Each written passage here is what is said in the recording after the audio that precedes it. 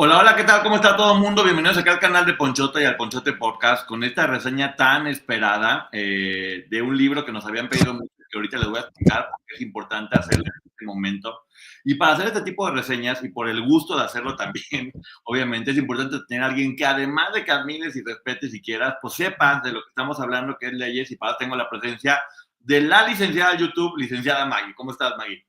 Hola, buenas noches a todos. Gracias por estar aquí. Y bueno, como siempre, un tema interesante, pero sobre todo en este caso y específicamente en este libro, con un fundamento legal. No es nada más, me dijeron, me contaron, alguien contó por ahí, sino que todo tiene un fundamento legal. Sí, sabes que es muy importante, Maggie, explicar por qué la estamos haciendo justamente en este momento. Número uno, ya sabemos que van dos intentos de querer censurar o de querer hacer que este libro no funcione por las cuestiones que digan que si es por la marca, por el nombre, por la razón que sea, van dos intentos de que este libro no salga. Y eso, este último intento de apaciguar el libro, pues, o de silenciarlo, ha hecho que tenga muchísima más publicidad. Entonces, pues bueno, es un buen momento en que todo el mundo está hablando del libro. Y número dos, porque como ya habíamos dicho tú y yo, creemos que hablar de este caso se ha estado distorsionando y se ha estado yendo a muchos lados que no estamos de acuerdo, pero retomar la reseña de este libro y agarrar el corazón de lo que es esta historia es muy importante porque es esto por lo que se está luchando, porque se haga justicia. Sabemos que hay dos tipos de juicios, lo que es el juicio público, donde muchas personas pueden hablar o decir en medios de comunicación o mentir, pero esto está basado total y absolutamente en los testimonios que dieron ante las autoridades las chicas recién salidas de estar ahí, ¿no? De estar en ese grupo y que finalmente esto no lo dijeron ante un programa de televisión o ante una revista en aquel momento. Esto fue lo que declararon ante las autoridades. Exactamente. Y bueno, vamos a empezar. Nada más y decir que creo que lo que hizo Carla fue algo muy interesante porque agarró todo este caso mediático, todos los documentos que habían, como ya se saben.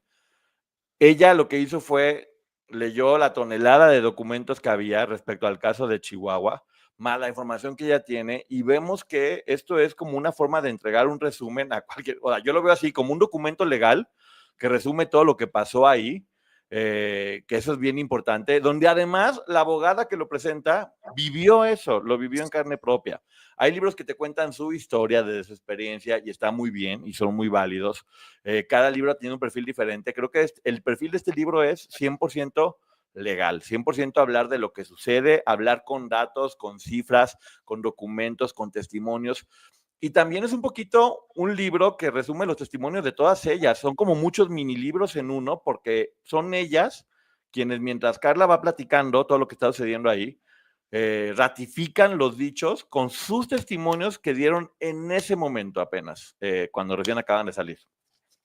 Y mira, es importante, y en algún momento lo dijimos, era importante que mucha gente lo leyera antes de que nosotros pudiéramos hablar de él. Por una razón, era importante que cada quien se formara una idea de lo que estaba en el libro. Y hoy sí me atrevo a decir mi postura.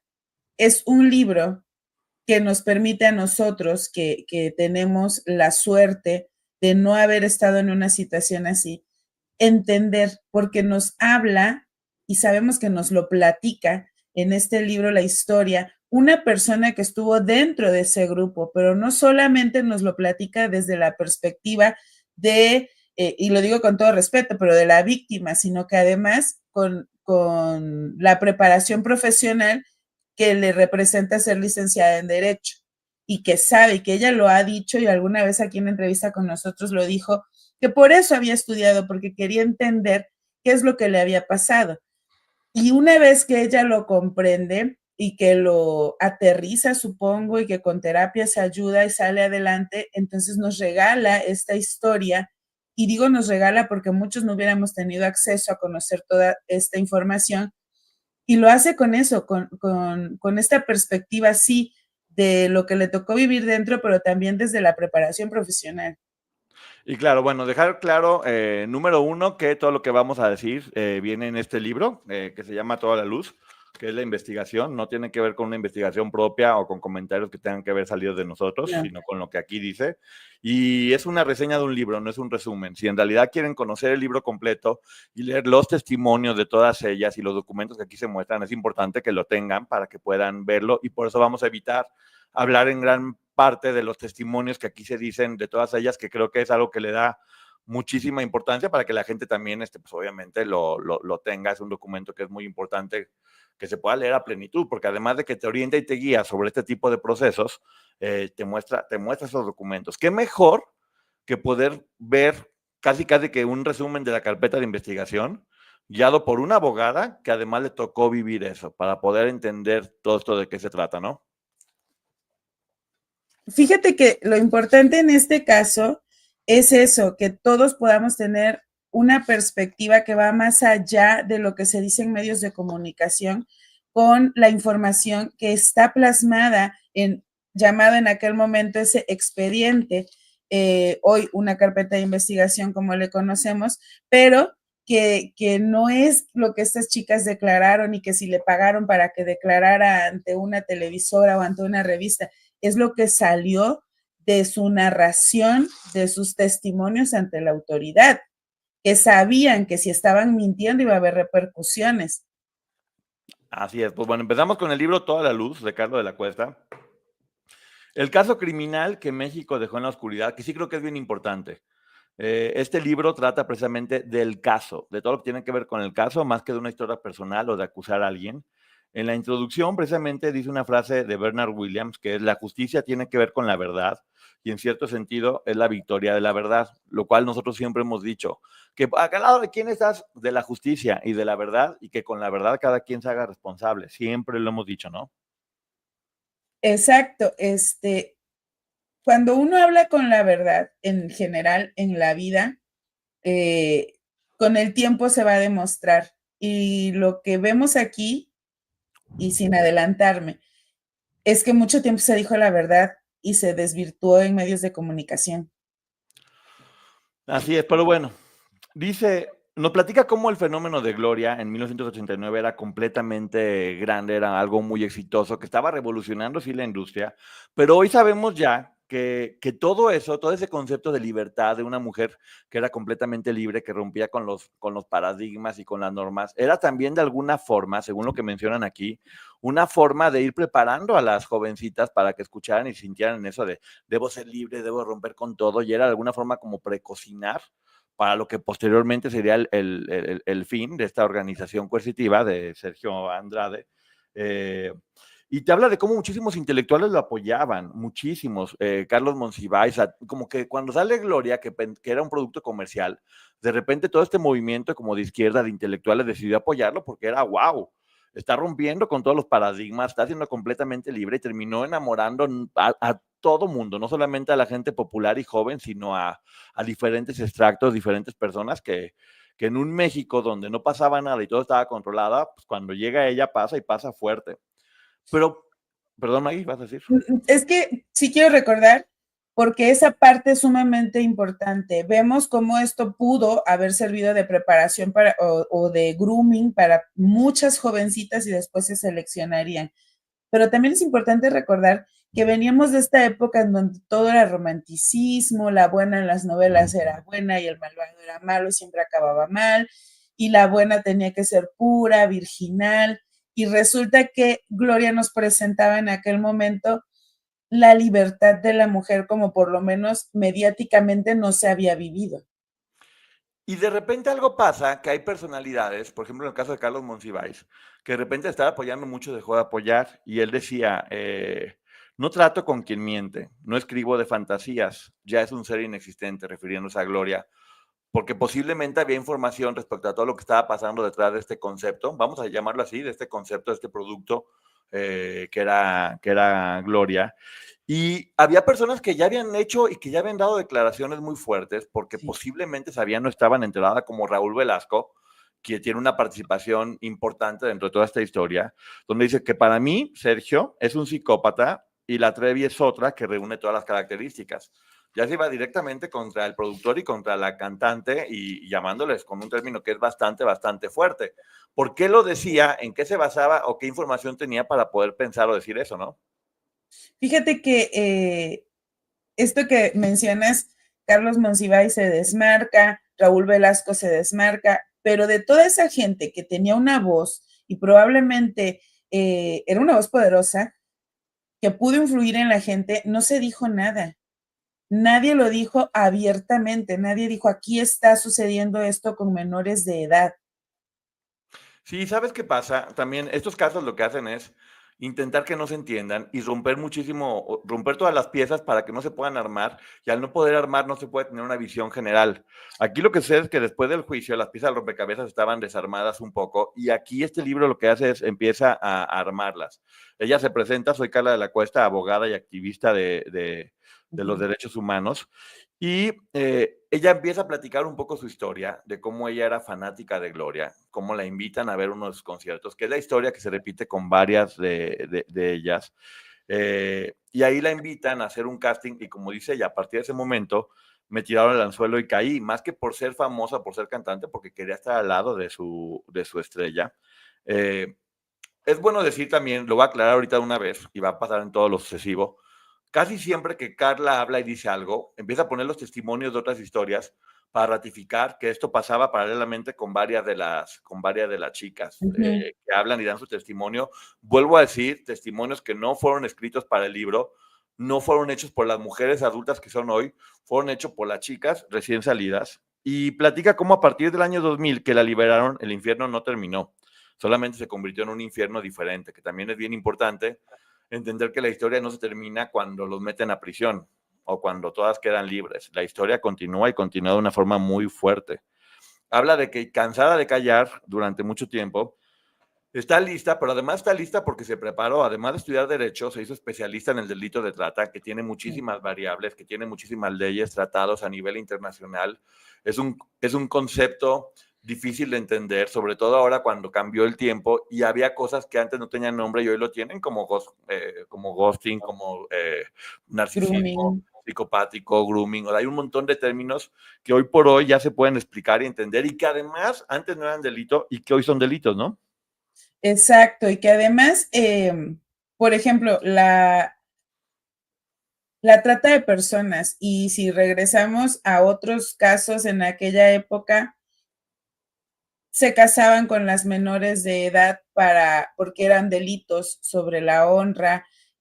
Se podía autorizar que un papá le firmara a un menor de edad para que se casara, y muchos papás accedían a firmar, porque si no, de todos modos se la iban a llevar, y ya con eso el tipo se podía llevar a la jovencita, y con eso ya estaba reparando el daño. Estamos hablando Exacto. de hace 25 años, ¿eh? No estamos hablando de la época de nuestros abuelitos, estamos hablando de hace 25 años. Y ella, al especializarse en el delito de trata, al ver cómo ha avanzado y los términos que hoy ocupamos en nuestro día a día y que entendemos cómo funciona, lo que ella hace es adaptarlos a aquella época en donde había desconocimiento de esto que sucedía. Sí, toda una vida. Dice que en el 2018 su abogado le dijo, Carlita, si yo fuera tu papá, no sé si me hubiera podido contener. Y es importante explicar esto, que sí es bien importante ver todo esto desde la empatía e imaginarnos que ninguna persona, ninguna familia estamos exentos de que esto pueda llegar a pasar. Entonces, este caso tiene que ser visto de esta forma.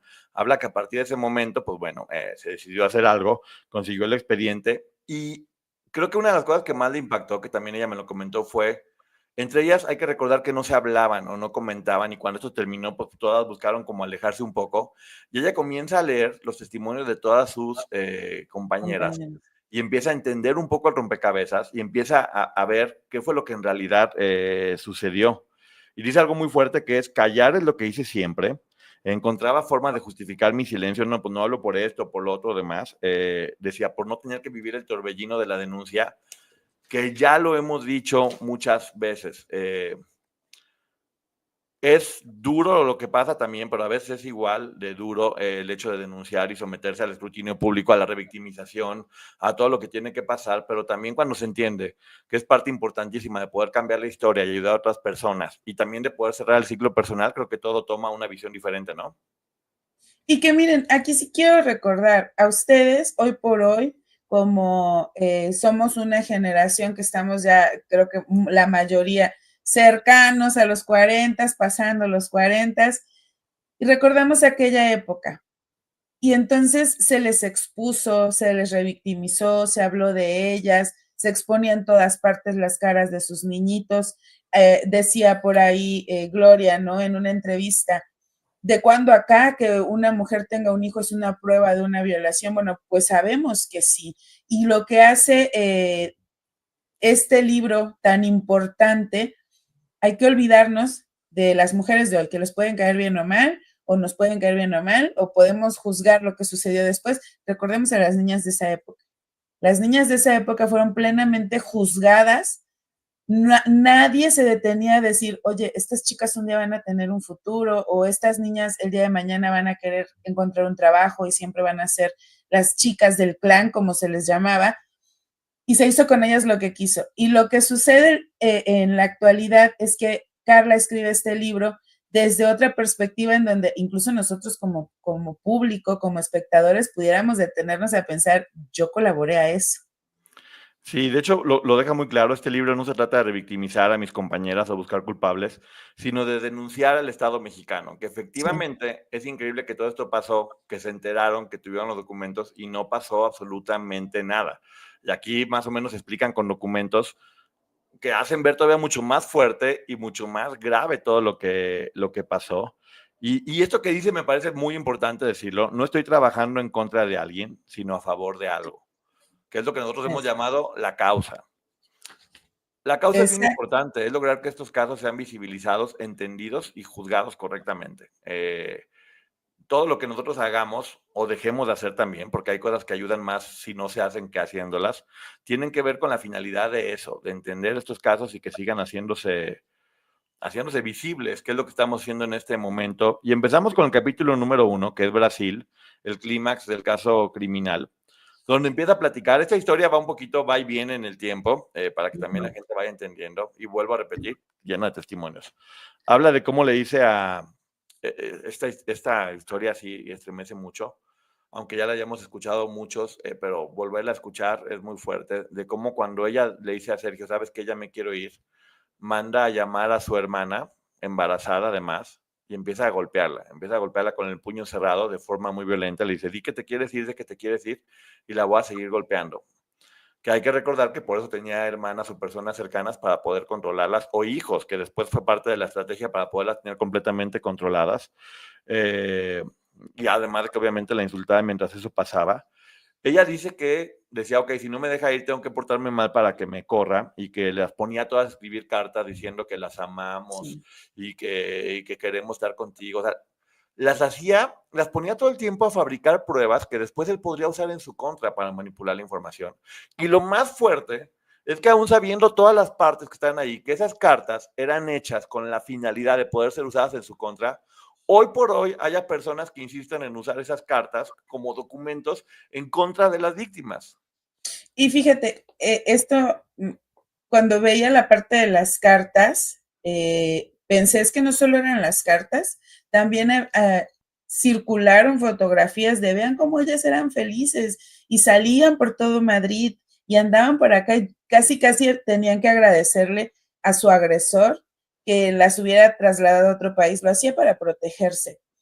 Tanto es así que este hombre tiene un video musical en donde pone cartas y fotografías de aquel momento. ¿Por qué? Porque yo siempre lo he sentido como una manera de amedrentarlas a todas ellas.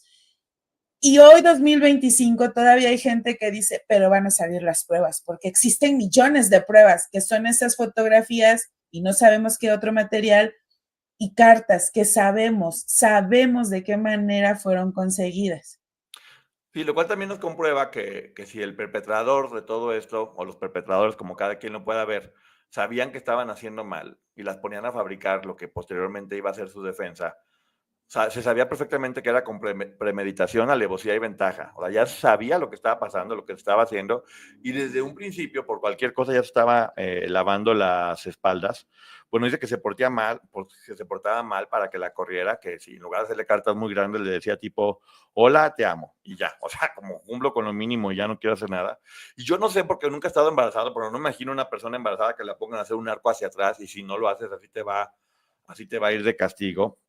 Y estamos hablando de cosas muy, muy pequeñas, porque también creo que hay demasiada información muy fuerte que prefiero evitar también en este momento. Está en el libro para que la vayan a ver. El libro pues, no limita la información porque es importante que se dé, pero en esta reseña en especial, yo sí prefiero tener un poco más de cuidado. Te habla de que te empieza a platicar cómo es un poco la estructura, de cómo en esta última etapa, mientras Sergio y Gloria estaban viendo la televisión o comiendo con mucha comodidad, ya como una pareja, todas las demás estaban sufriendo castigos, falta de alimentación, golpes, ya sabes, grooming, todos los castigos que nos podamos imaginar y que hemos visto repetido en cada uno de los testimonios de estas mujeres de forma independiente, todos reunidos en este libro, los está platicando. Y que además él decía, si una persona me denuncia o va a echarnos de cabeza, me quito la vida yo y todas las personas que estén conmigo. Donde también han platicado en otros lugares, no necesariamente aquí, que siempre les preguntaba, ¿estarás dispuesta a quitarte la vida por mí? ¿Estarás dispuesta a quitarte la vida por mí? Que obviamente ellas con el terror lo hacían o posiblemente lo hubieran hecho, y nos recuerda otras tragedias enormes donde esto sí ha sucedido, como Waco, Texas, por ejemplo. Sí, y que él les platicaba, ella dice, de lo que sucedió en Waco, de lo que sucedió en Johnston, y cómo de forma colectiva la gente se quitaba la vida, que ese era el plan a seguir de este hombre. Así es. Platica de que, bueno, en alguna de las varias ocasiones se dio cuenta dónde estaba una llave y salió corriendo. Una señora la protegió. Y esto es lo mismo. Mandó 2 personas a verla y que si la veían, la golpearan y que la regresaran como fuera.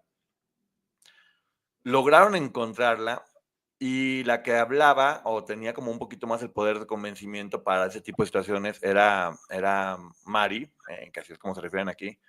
Era Mari, que siempre le decía, sabes que todo va a estar bien, no te preocupes, ya te vas a dejar libre, nada más habla y cierra bien las cosas. Y siempre que hablaban con él, terminaba todo mal de nueva cuenta. Le digo que si iba, tenía que, o sea, les volvía a lavar la cabeza, porque hay que recordar que la prisión no era física, físicamente pudieron salir, la prisión era mental, era psicológica y estaban aterradas, y bajo eso es una cadena que es mucho más fuerte todavía que la mental, porque además ella dice que de forma inexplicable tenía mucho miedo de regresar a casa y afrontar lo que podría pasar cuando ella regresara. Y fíjate, algo que ella y que se sabe por información pública es que estos, vamos a platicar, se convertían en amenazas. Es una situación de amenazas, coerción, y todo el tiempo estas chicas, que además no se nos puede olvidar, estaban sin comer, sin dormir, y todavía recibiendo esas amenazas, pues claro que iban a hablar así. Claro que iban a aceptar que este hombre les hablara de esa forma. Claro que iban a creer todavía en que a lo mejor por un poquito de, o por una conversación, tenían esa esperanza tal vez mínima de decir, bueno, lo vamos a hacer cambiar y tal vez sí me deje irme a mi casa. Cuando llegaba ese momento, este hombre las volvía a maltratar. Sí, el siguiente capítulo se llama La caja, golpes y cartas, que es donde es mucho más fuerte con muchos de los testimonios que hay para que la gente pueda entender los castigos que tenían. Por ejemplo, platica cómo a Caro, porque así lo mencionan en el libro, le podía escribir una carta cada 15 minutos para que precisamente después las publicaran, y mencionan un libro, o la productora, mencionan un libro donde la señalan como jóvenes lujuriosas, aparentemente cándidas, que acataban sus órdenes sin chistar. Efectivamente, se publicaron en varios lugares, lo cual no es una prueba de que ellas estaban mal, sino, como se ha dicho, son pruebas de que estaban sometidas. No de que ellas querían estar con él, sino de que estaban sometidas, porque al unir todos los testimonios queda claro cuál era la finalidad de esas cartas y cómo pierden por completo el uso que se les ha querido dar, ¿no? Claro que sabemos que para eso las obligaban a escribir estas cartas. Y finalmente se quisieron utilizar así, pero tal vez pensaron que, o nunca visualizaron que la tecnología avanzaría, que nuestro pensamiento avanzaría, que no nos dejaríamos engañar por esas cartas que hoy por hoy sí pueden tener valor en un proceso judicial, en donde esas cartas servirán para demostrar que efectivamente eran amenazadas. Escribir una carta cada 15 minutos es tortura. ¿Y cómo escribir algo que no te nace? Sí, y además, exactamente como dice, o sea, imagínate qué cosa tan cruel que poner a tus víctimas a que sean quienes te defiendan. O sea, imagínate como víctima tener que defender a tu agresor, es lo más fuerte que pueda pasar. Y aquí es donde empieza a platicar cosas que es bien importante que se sepan en cuanto a documentos, porque dice que efectivamente sí había denuncias anteriores, platica y dice y da pruebas de que Aline denunció en 1998 al mismo tiempo que Guadalupe, y, y que era eso. Vemos cómo hay testimonios de todas ellas y cada una de ellas narrando cómo eran preparadas para defenderte. Tú tienes que decir esto, tienes que hablar con tus papás, tienes que pelearte. Era su defensa más grande, ellas mismas. ¿Cómo poder creer cuando ellas están hablando bien de las personas? Aquí un poquito del fragmento que ponen, que es muy fuerte, dice que inventaron una telenovela, que hicieran labor de caerle bien a todo mundo y que incluso Cari, así le mencionan a una de las chicas, menor de edad, por cierto, debía ofrecérsele a alguien con tal de arreglar las cosas. Una menor de edad debía ofrecérsele a alguien con tal de arreglar las cosas, hacer lo que sea con tal de protegerlas. Que con sus papás tenía que ser buena persona, pero que tenía que ser muy dura a la hora de pelear para poder quitar la demanda. Hay que recordar que precisamente cuando todo esto empieza a surgir a través del libro de Aline, son ellas quienes son mandadas a casa de sus papás a poder decirles que todo era una mentira, que era una ex esposa que estaba resentida, que todo era una campaña de TV Azteca para desacreditarlas, y es eso, son su principal campaña de defensa. Utilizando a estas jovencitas, y siempre lo hemos platicado, y de verdad yo lo creo.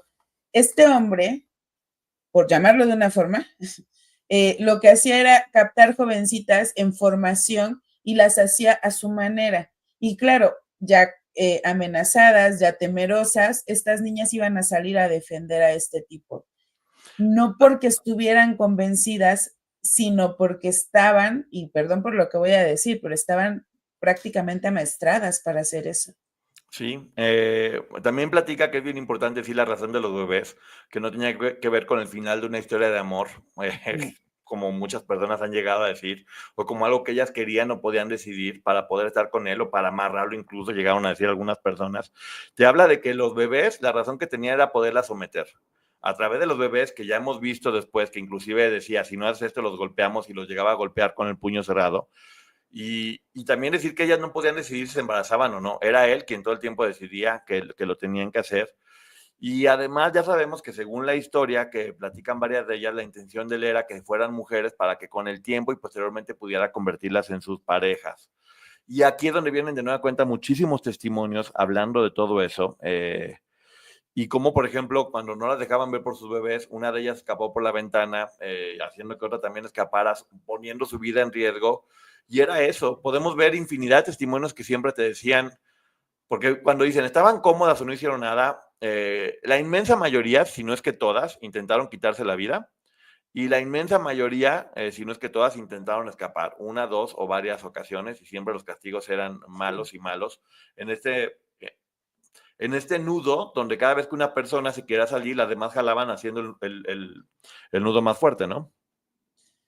Fíjate que incluso hay una parte donde ella narra que acerca de esto de los bebés, es que utilizaba a los bebés de cada una para amenazar a cada una, pero también ve el grado de humanidad de estas chicas y la poca vergüenza de este hombre, porque no sé cómo llamarlo, que les decía, si tú no haces esto, entonces me voy en contra de este otro bebé, que a lo mejor no es tu hijo, pero la humanidad de estas chicas, y que veíamos incluso que Liliana lo platicaba en alguna ocasión, al final todas eran empáticas. Entonces, ¿cómo voy a permitir que le haga daño a un bebé? Sí, no es mi hijo, pero es un bebé, pues mejor se quedaban ahí y se callaban. Sí, fíjate que llega también el momento de hablar, porque sí creo que era importante y siempre se habla en este tipo de situaciones.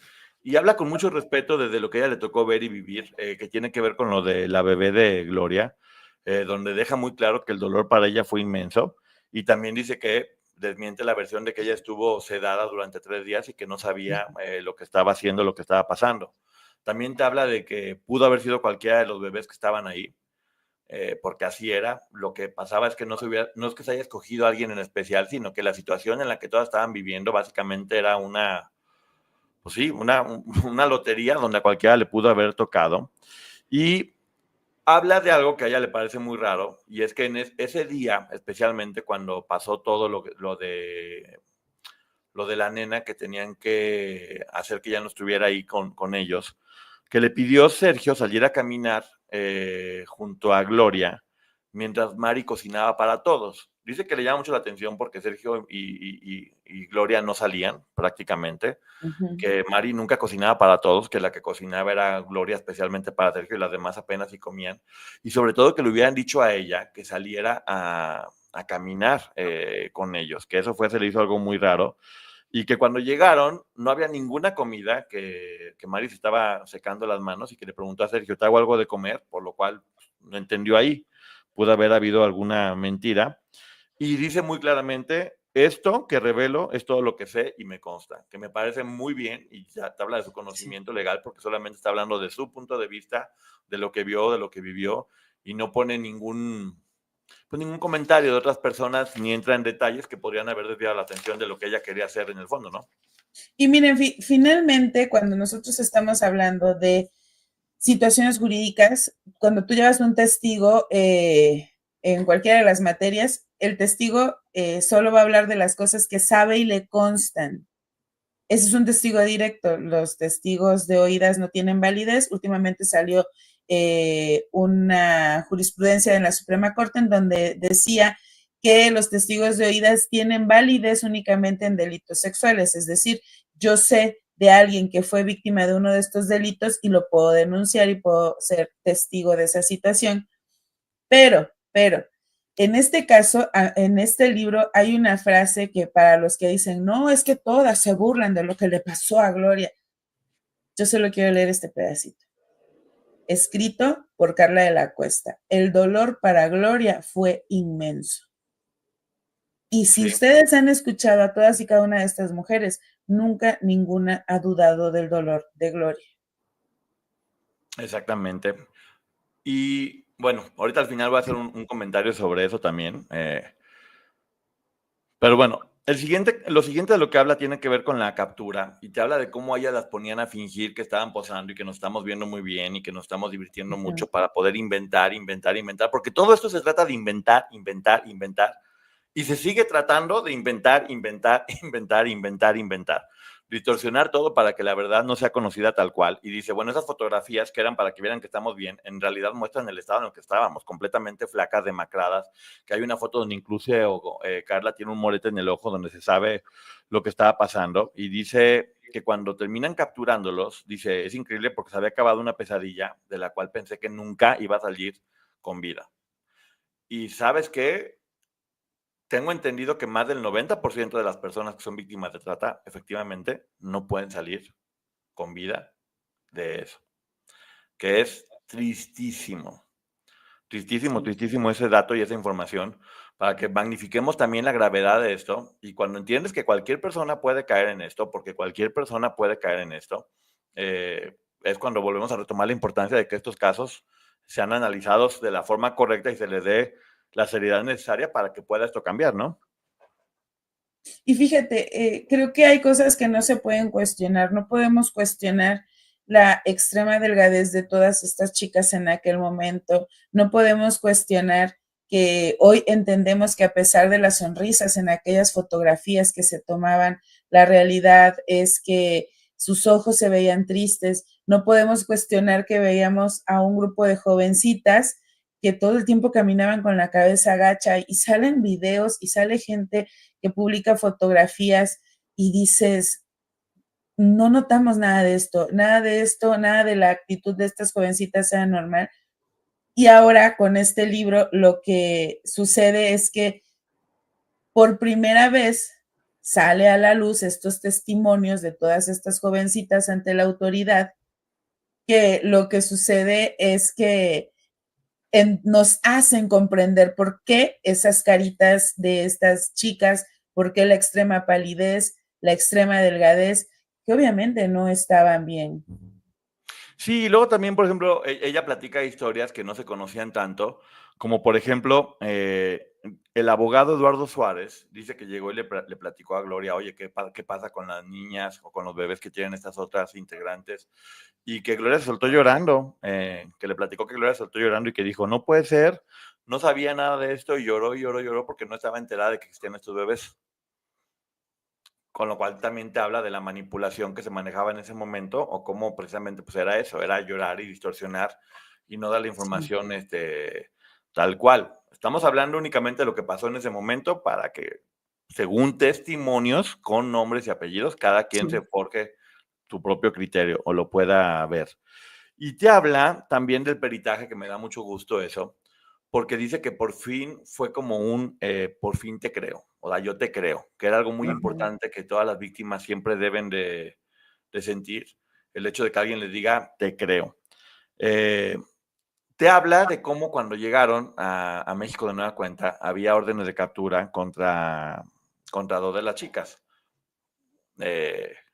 Una de ellas era su hermana, la mayor, y dice que porque en la denuncia, según lo que muestran los documentos legales, las pusieron como una de las que podrían decir dónde estaba la menor que estaban buscando, y por eso fue que tenían esas órdenes de aprehensión, y menciona claramente, ninguna debió haber pasado por eso, lo está diciendo como abogada, no es su opinión personal, y también explica que no fue que se hayan salido de ahí y que ya hubieran quedado libres completamente.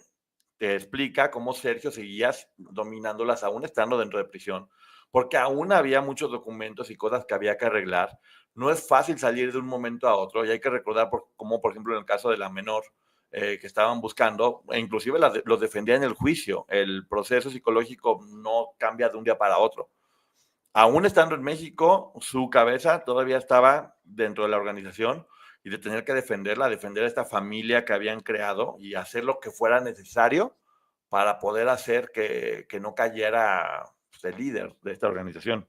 Y además sabemos que Sergio, y lo sabemos y nos consta que, porque hay más documentación a la que nosotros pudimos tener acceso, bueno, yo, en donde se relata cómo estas chicas ya estaban en sus casas, estaban reintegrándose a su seno familiar, y dicho por ellas también. Pero seguía el contacto a través de abogados, a través de otras personas. Es que Sergio quiere que hagas esto, Sergio manda a decir que tienes que hacer lo otro. Y precisamente porque no es algo de lo que te puedas deshacer de un día para otro, estas mujeres con temor, tal vez en desacuerdo, pero con ese temor, seguían actuando por las órdenes de este tipo, porque sí, físicamente estaban libres, se estaban reintegrando a sus senos familiares, pero psicológicamente seguían en esa prisión. Y justamente lo que dice nos muestra por qué es importante mantenerlas lejos del seno familiar, porque precisamente explica que el amor de su familia fue lo que les permitió desintoxicarse o entender lo que estaba sucediendo, y lo que las pudo sacar de ahí. Creo que es lo más importante, el amor de la familia, y estar y entender y contener. Porque también hay que decir que fue muy poco el tiempo en el que esta chica, después de haber salido con todos los daños físicos y psicológicos que tenía, tuvieron para empezar a declarar y decir su verdad ante autoridades, ante los medios de comunicación, a exponerse, a vivir todo este huracán cuando no estaban claramente preparadas para hacerlo, pero bueno, la situación lo ameritó, e igual lo hicieron, que es bien importante mencionarlo. También te platica de cómo sus papás, pues con el dinero que tenían, con los recursos que tenían, contrataron un abogado, al abogado Florentines, que fue ineficaz en su estrategia. Y sí, una de las cosas analizando el caso de su hermana mayor es que te das cuenta que la estrategia fue equivocada, y por lo tanto ella estuvo más tiempo de lo que debió haber estado en prisión por un mal. Y aquí siempre se puede prestar a malas interpretaciones, cada quien piensa en lo que quiere, porque el abogado estuvo mal o porque alguien hizo las cosas muy bien, pero bueno, lo menciona muy bien, una ineficaz estrategia, y estuvo 11 meses en prisión. Una víctima estuvo 11 meses en prisión, y hasta que llegó Moisés Yáñez, que fue otro abogado, que fue quien finalmente hizo todo lo necesario para que sí pudiera salir. aquí te habla de cómo el juez Héctor Talamantes básicamente lo que hizo fue decirle como un te creo y te muestran las pruebas de su hermana mayor, donde los estudios psicológicos y físicos te dicen pues que estaba muy mal, o sea, los golpes que tenía, Sí. los traumas, o sea, te muestran todo el expediente tal cual, que aquí no vamos a repetir precisamente por respeto, está en el libro para quien quiera verlo, que estaba completamente mal. Entonces el juez dice inmediatamente, ¿sabes qué? Ya, o sea, te sales ahorita en este momento, o sea, no tengo que ver nada más cuando las pruebas son tan fuertes y tan contundentes. Leer su testimonio y ver lo mal que estaba, dijo, ya, no hay forma de que sigas aquí, y le otorgó la libertad inmediata. Y hace una Sí, pregunta bien importante, bueno, porque ahorita a lo mejor vas a poder completar, Maggie. ¿Por qué sí, los sí. abogados defensores no mostraron como prueba un peritaje psicológico para que salieran igual que salió ella? Eso es a lo que voy. A esta persona, que yo prefiero omitir los nombres, están en el libro y ella platica, e incluso como Sí. dice Poncho, ahí está el peritaje psicológico. Pero siempre hablamos de revictimización y para mí sí es doloroso, pero lo que podemos decir es un peritaje psicológico que demuestra que esta chica efectivamente tenía secuelas de todo el maltrato que vivió, pero no solamente eso, sino que había secuelas físicas del maltrato al que había sido sometida. Y ella salió por eso, porque se demuestra que fue una víctima, porque otras personas, y es lo que cuestiona ella aquí, me parece interesante, porque otras personas no presentaron este tipo de peritajes psicológicos que avalaran que tenían secuelas del maltrato de este hombre o seguían protegiendo a este hombre. Esa es una pregunta que yo me hago. Sí, pero pues bueno, también creo que deja como muy claro de, bueno, si realmente estás seguro de la inocencia de alguien, pues lo que hace es decir, examina y habla y di la verdad, o sea, no hay forma, ahí están las pruebas para hacerlo. Y el siguiente capítulo, Maggie, se llama Punto Cero, el capítulo 2, La carnada perfecta, donde también, sí, dime. Nada más aclarar algo, que el hecho de que no se presentaran estos peritajes no tienen la culpa estas otras chicas que en ese momento estaban siendo señaladas. Sí, Como culpables, sino sus estrategias legales. A eso me refiero. exacto. Entonces, el capítulo 2 que se llama Punto Cero, que habla de la carnada perfecta, creo que es bien importante porque es como una precuela de cómo inició todo. Y de ahí te das cuenta que todo está mal.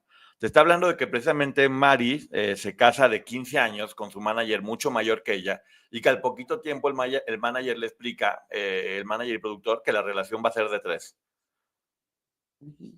Lo cual, pues obviamente te habla de cómo todo esto estaba mal y estaba fuerte y también de alguna forma reconoce y está poniendo aquí que la historia de ellas empezó siendo muy chicas, aunque después pudo haber cambiado, pero sí es eso, creo que es bien importante hablar de todo, hablar todos los puntos para que se pueda entender tal cual son y eso me gusta, que haya Sí. tocado ese punto y que haya también dado esa información que es importante para poder entender la historia. Y empieza a poner varios testimonios de varias personas que han hablado, que ya han dado en medios de comunicación. Una chica cantante que salió de ahí dice, pues donde básicamente lo que dice es, bueno, no, yo mi carrera la hice por mis propios méritos, yo no me tuve que acostar con nadie para hacerlo y lograrlo después de haber estado ahí. Y Carla menciona que le llama mucho la atención que diga que su carrera la logró por sus propios méritos, como si el éxito te avalara como víctima. Es importante eso también, decir, bueno, no importa que hayas tenido éxito o no, que hayas tenido talento o no, o que tu carrera haya sido hecha de una u otra forma, el abuso es el abuso, seas quien sea y como sea. El éxito no es una forma de decir, eres exitosa, sí eres una víctima, no eres exitosa, eres una interesada que lo hizo y eres una mala persona, ¿no? Pero el éxito visto desde dónde, eso también a mí me gustaría aclararlo, porque, ojo, el hecho de que todas y cada una de estas mujeres hoy por hoy sigan con vida, ese es éxito. No en todos los casos de este tipo de delitos podemos hablar de eso. Y no es que fracasen, es que es tan fuerte la carga que muchas veces no pueden continuar. Y en el caso de estas mujeres, todas están ahí. Muchas decidieron retirarse del ojo público, otras han seguido hablando, algunas continuaron con su vida, unas formaron sus familias, otras decidieron quedarse solteras o tener lo que hayan decidido, están ahí y eso las hace exitosas. Ojo, algo que también me gustaría aclarar es que la víctima no tiene por qué ser eh, alta o bajita o rubia o de cabello crespo. No hay una característica para las víctimas, ni física ni psicológica, y cada una sale adelante con las herramientas que tiene y se le van presentando en el camino. Exactamente, y también menciona algo, dice ella, que las que hicieron que se enamorara de él eran ellas dos, se refiere obviamente a Gloria y a Mari, que de hecho varias de ellas en libros también lo ponen, pero lo platican como una anécdota y tal vez sin entender el rol que dentro de estas organizaciones cumplen estos personajes para poder precisamente eso, facilitar a las personas, al líder de la organización, independientemente de la percepción que cada quien tenga de si son víctimas o no, o el nivel de responsabilidad. Sí se menciona, lo menciona esta cantante y lo mencionan varias de ellas sin haber puesto nombre, que es a lo que voy. Hoy por hoy se pone ya nombre a todo eso. Y también te pone el testimonio de otra artista muy conocida, de la cual yo me acuerdo que Gloria dijo, ¿cómo puede ser que diga que le pidió que se quitara la ropa? ¿Qué quería? ¿Que recogiera sus pezoneras, se las pusiera? Porque ella habla, esta cantante, Lorena Herrera, porque pues, bueno, ella apareció en una entrevista pública donde dice que ella iba a ser Gloria Trevi, porque ya estaba ese concepto y estaban buscando a quien lo hiciera finalmente. Pero sí llama mucho la atención eso, porque hay varias que lo han dicho. También el libro de Gaby lo mencionó. Sí. Y en ese tiempo ya estaba Gloria, tal vez como que no confió en que ella era la que podría hacerlo. Hoy por hoy vemos en su primer material entrevistas de antes, donde era una imagen completamente diferente y cómo de repente se puso ahora sí que el traje de Gloria y fue el fenómeno que se volvió. Pues las primeras entrevistas tenía una imagen mucho más fresita y ella misma lo ha comentado también, que para el disco le pusieron como chamarrita de piel y una imagen mucho más linda, ¿no? Y fíjate, aquí yo quiero retomar el punto de lo de Lorena Herrera, que siempre se le ha cuestionado, y yo recuerdo ese programa en donde se le realiza esta pregunta a Gloria y responde eso, y todos se sueltan a las carcajadas. Cualquier persona, cualquier mujer mayor de edad, hoy por hoy, y desde aquel momento, si quiere salir en minifalda, si quiere salir en una fotografía desnuda para compartirla con su pareja, tiene que ser su elección. El problema acá es que ella se sentía obligada y ella lo ha platicado que algo no le vibraba, que algo no le daba seguridad, estaba en su derecho. Burlarnos por la forma de vestir de alguien, por su forma de vestir, es lo mismo que burlarnos de alguien por su forma de hablar o por su falta o porque sí tuvo acceso a una educación profesional. Son circunstancias particulares. Y dentro de esas circunstancias particulares, cada uno de nosotros decide cómo vestirse o no, pero nadie te puede obligar a eso y burlarse de ella en ese momento porque deja entrever como de qué se iba a desnudar si siempre anda encuerada, pues porque tenía cuerpazo y sigue teniendo, pero era su elección, nadie tenía por qué obligarla. Fíjate, me llama mucho la atención que en ese momento su novio era Jaime Moreno y su manager era Blanca Estela Limón, y que lo que le comentaron ellos fue, él es un enfermo perverso que les gusta ver a las mujeres sin ropa. Y lo que me llama más la atención de todo esto es que ya hemos visto cuántas personas, y sin saber cuántas y cuántas personas sabían que esto sucedía y no hacían nada, porque hemos escuchado cualquier cantidad de testimonios de personas que lo hacen, que lo dicen, que lo sabían, que lo vieron, y la industria simplemente callaba, porque también este libro habla de que la autoridad les dio la espalda. Yo también sumaría que desde mi percepción, y lo que yo creo es que también la industria del espectáculo, el medio del espectáculo, les dio la espalda y con ello probablemente se pudo haber vuelto cómplice de esto que estaba pasando, ¿no? Y fíjate, yo aquí sí quiero aclarar, mucha gente dice, es que Pati Chapoy y TV Azteca, pues se enteraron y lo revelaron, tan es así que hoy por hoy siguen en un problema legal en Texas, pero ellos lo revelan, ellos sacan todo esto a la luz en su momento, por los intereses que haya sido, porque yo no descarto que haya podido ser porque estaban enojados con Sergio Andrade. El problema es que muchas otras personas lo supieron y no dijeron nada, incluso lo tapaban. Sí, y luego también da como muchas versiones. Pone aquí, por ejemplo, el ejemplo de Aline, porque sí, pues, quiero decir un nombre porque fue la que sacó este libro, donde dice, mucha gente escuchó y le pareció como muy normal que mujeres de 20 y tantos años convencieran a una niña de 13 años de acostarse con un señor grande, de 30, 40 años. Si lo vemos tal cual y quitamos los nombres y no vemos las personas, es lo que sucedía y claramente es fuerte y cumple con todos los requisitos para poder ser visto dentro de escala. De nueva cuenta, pone muchísimos comentarios y muchísimos testimonios de varias de ellas platicando que la historia se repite y se repite y se repite y se repite y se repite y era igual. Y donde decía, la finalidad de esta organización era reclutar niñas de entre 12 y 14 años, aunque también hay que reconocer que hubo víctimas de 15 a 23 años de edad, que eran igual víctimas. La edad era solamente un agravante, pero víctimas son todas, para que también quede bien claro y decirlo, ¿no? Sí, de hecho, legalmente que sean menores de 18 años, de 14 me parece, incluso de 12, son agravantes, se consideran agravantes por el nivel de desarrollo de cada etapa. Pero el hecho de que sean mayores de edad no les quita que sean víctimas, siguen siendo víctimas. Aquí es cuando empieza también ella a explicar cómo funciona, porque es importante que entendamos cómo funcionan estas organizaciones, y habla de la etapa 1, lo que es el reclutamiento, y ya dice cómo ellas fue con sus hermanas y su familia a buscarla a un show, donde las convencieron de que entraran. Ella dice, yo quería estar al lado de mi cantante favorita, y obviamente, dice, esto fue acrecentándose porque entre más exitoso era ella, entre más atractiva era la carnada, por decirlo de alguna forma, mayor cantidad de gente terminaba cayendo porque la empresa era más grande y había otros elementos como la revista, los medios de comunicación, incluso las entrevistas, la disquera, los clubes de fans.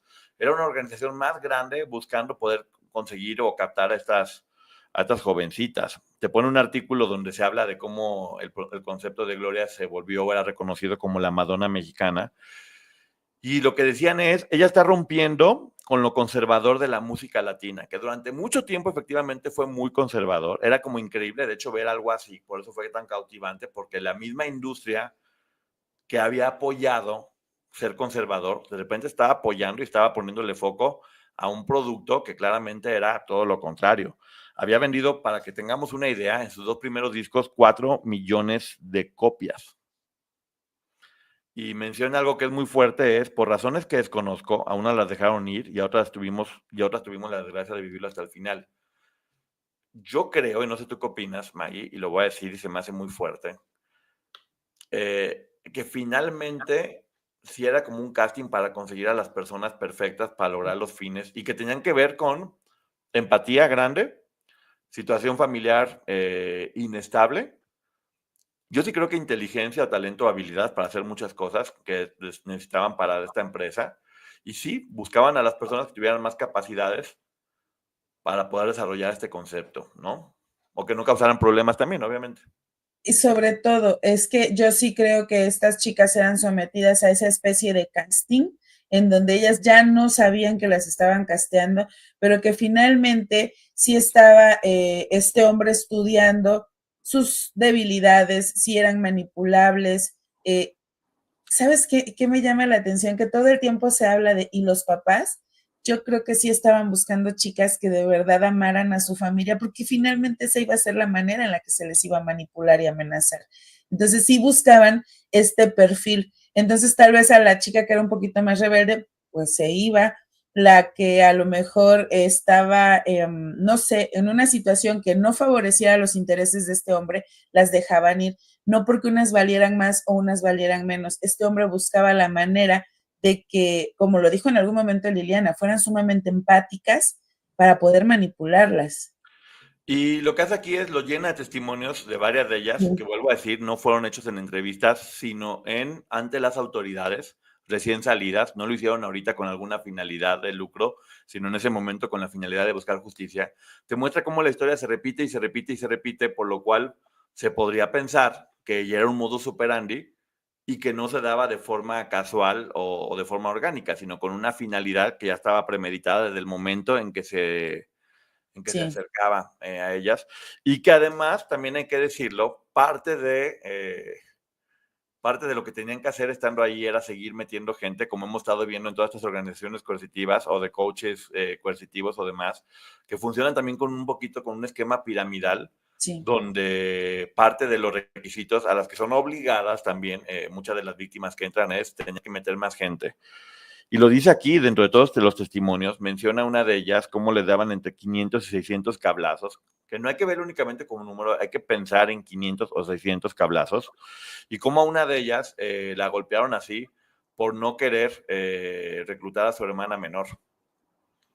y que ya después sabemos la historia que ellos nos platicaron de cómo se enterró inclusive un tenedor en la mano para poder evitar que sucediera, y lamentablemente a partir de golpes, de falta de alimentación, de tortura, de amenazas, terminan doblándose tal cual para tener que hacer eso que querían.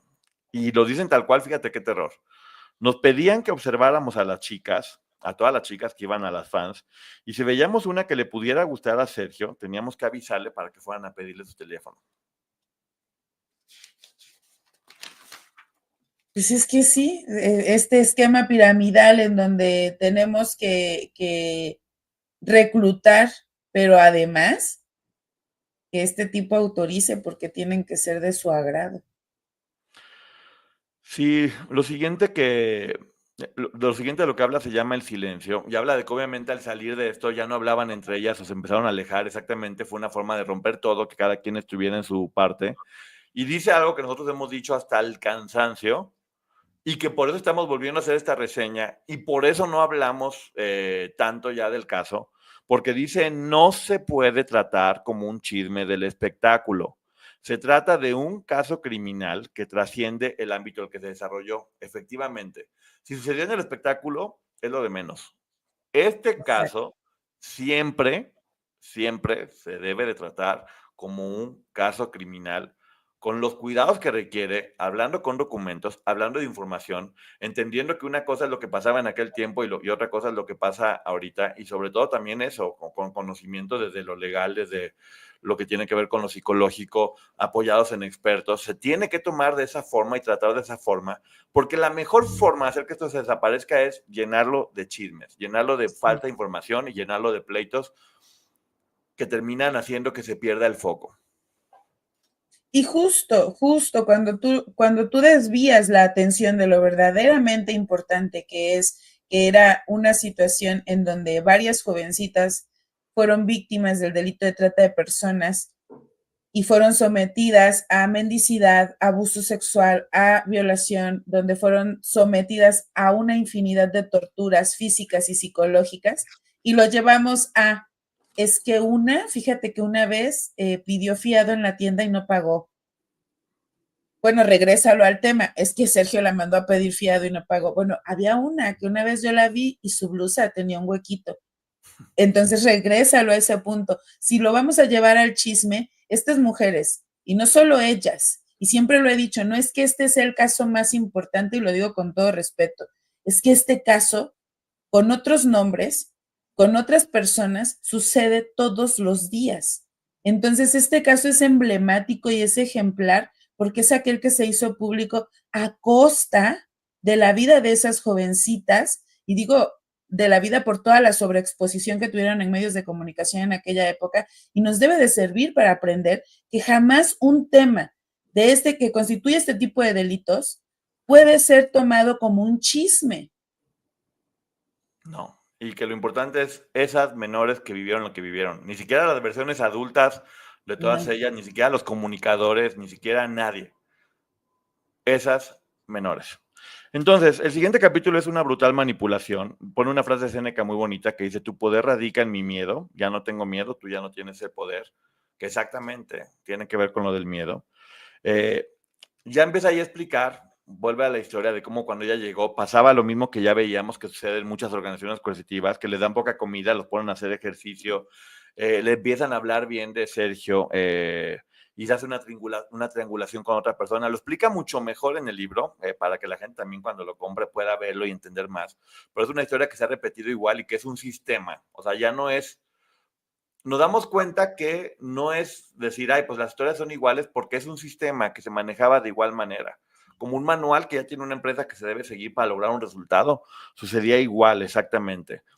Y sí, al estar haciendo todas las investigaciones que estamos haciendo últimamente sobre organizaciones coercitivas, no nos queda duda alguna de que estaba planeado y planificado desde el principio para que esto sucediera, si no, no se repetirá la historia tantas veces. Ella platica su historia de cómo la acusaron de hablar falsamente por teléfono con un muchacho para hacerla sentir culpable, y que eso lo utilizaron para decirle, ¿sabes qué? Por haber hecho eso mal, te vamos a correr junto con tu hermana también y vas a hacer que tu hermana pues pues, que tu hermana pierda su carrera y pierda su vida y pierda la oportunidad por la que tanto ha estado luchando y vas a destruir su carrera. Y además él podría sufrir mucho por tu traición y se quitaría la vida, entonces tú serías responsable de todo eso. Un proceso de estarla doblando, rompiendo, porque ella no quería estar con él. Entonces la rompieron, dice que le lloraba. Ella habla en el caso de ella, que la que le hacía todo esto, le platicaba era Gloria, y que a las 2 o 3 de la mañana, que hemos visto que sucede mucho, cuando no sabes lo que está pasando, no estás pensando, la despertó y le dijo, ¿sabes qué? Si no accedes, al día siguiente lo van a arrestar temprano a las 2, salva a tu hermana. Le dio, la estrategia era que ella llegara, que le diera una tarjeta con algo que le habían dicho que escribiera, y es ahí cuando quiero decirlo tal cual. No es que ella haya llegado a querer estar con él.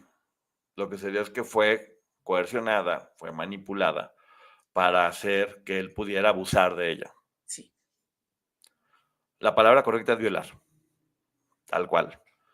Porque más adelante lo va a explicar desde lo legal para que podamos verlo. Y ella lo hacía pues, por eso, por la presión, por no comer, por no dormir, porque tenía que salvar a la hermana. Y de nueva cuenta, esta historia se repite con todas y cada una de ellas. Dice que cuando salió se le felicitó por haber hecho lo correcto, por haberlo hecho bien y por haber sido tan valiente. Es que mira, aquí hay algo que ya hemos platicado en muchas ocasiones, pero que me parece importante retomarlo, que es en aquel momento, si no había agresión física, no se consideraba el delito de violación. Hoy por hoy entendemos que más allá de la agresión física tiene que haber o puede haber incluso manipulación psicológica. Cuando leímos algunos documentos de Chihuahua, la diferencia es que en aquel momento en Chihuahua sí se consideraba que la manipulación llevaba a la finalidad que era cometer este delito a través de la manipulación. No solamente se necesitaba de la agresión física. Y eso me parece que en aquel momento en Ciudad de México, por ejemplo, o aquí en el estado de Veracruz, o en la mayoría, porque Guerrero también lo tenía así, Oaxaca y muchos otros estados, si no había agresión física, no podíamos hablar de violación porque se entendía que esa chiquita de 12 años, de 14, había dado consentimiento porque no puso resistencia. Increíble. Bueno, testimonios igualitos, con una cosa a otra cambiada, y te habla de que lo que pasaba con ellas era, primero las hacían, y ojo, pasó con estas chicas, pero pasó con toda la gente a través de los medios de comunicación, porque se normalizaba y se romantizaban relaciones entre niños y adultos. El amor todo lo puede, no importa, se puede. Además veníamos de generaciones donde las personas se casaban siendo menores de edad, donde no solamente no era delito, sino que era permitido y era legal casarse con adultos con menores de edad. Y por lo tanto, pues bueno, si la ley lo acepta y si los papás lo aceptan, pues no puede ser diferente. Tú no lo has platicado ya, como si un adulto abusaba de una menor, la forma de pagar su culpa era casándose con ella. Fíjate tú nada más, amarrar a la víctima a su abusador. Reparaba el daño. Reparaba el daño nada más.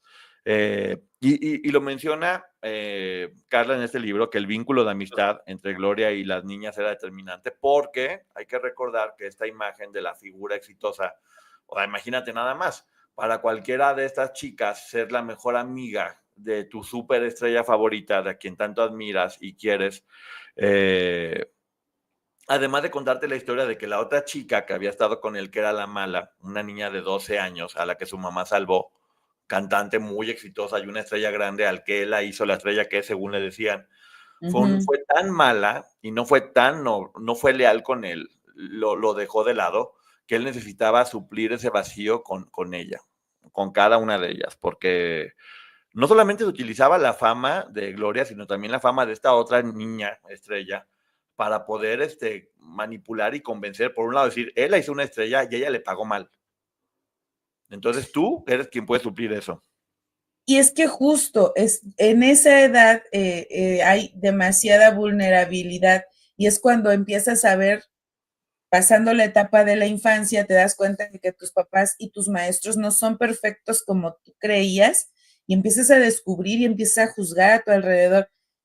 tu superestrella y tus amigos y los que son de tu edad y te dan estos consejos, por eso es tan peligroso, como de, ay, tú dile que sí, aparte está bien guapo.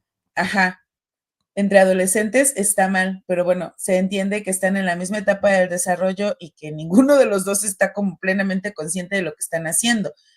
Pero por eso es tan peligroso, y se los digo a todos aquí, que un jovencito, jovencita menor de edad tenga amigos mayores, porque tú no sabes si ese amigo mayor le va a decir, tienes que platicarle a tu mamá lo que está pasando, porque es quien mejor te va a asesorar, o te va a decir, ay, mira, ya viste que fulanito está bien guapo, ándale, demuéstrale que tú sí eres una mujer preparada, que tú eres diferente, que tú no eres como las de tu edad.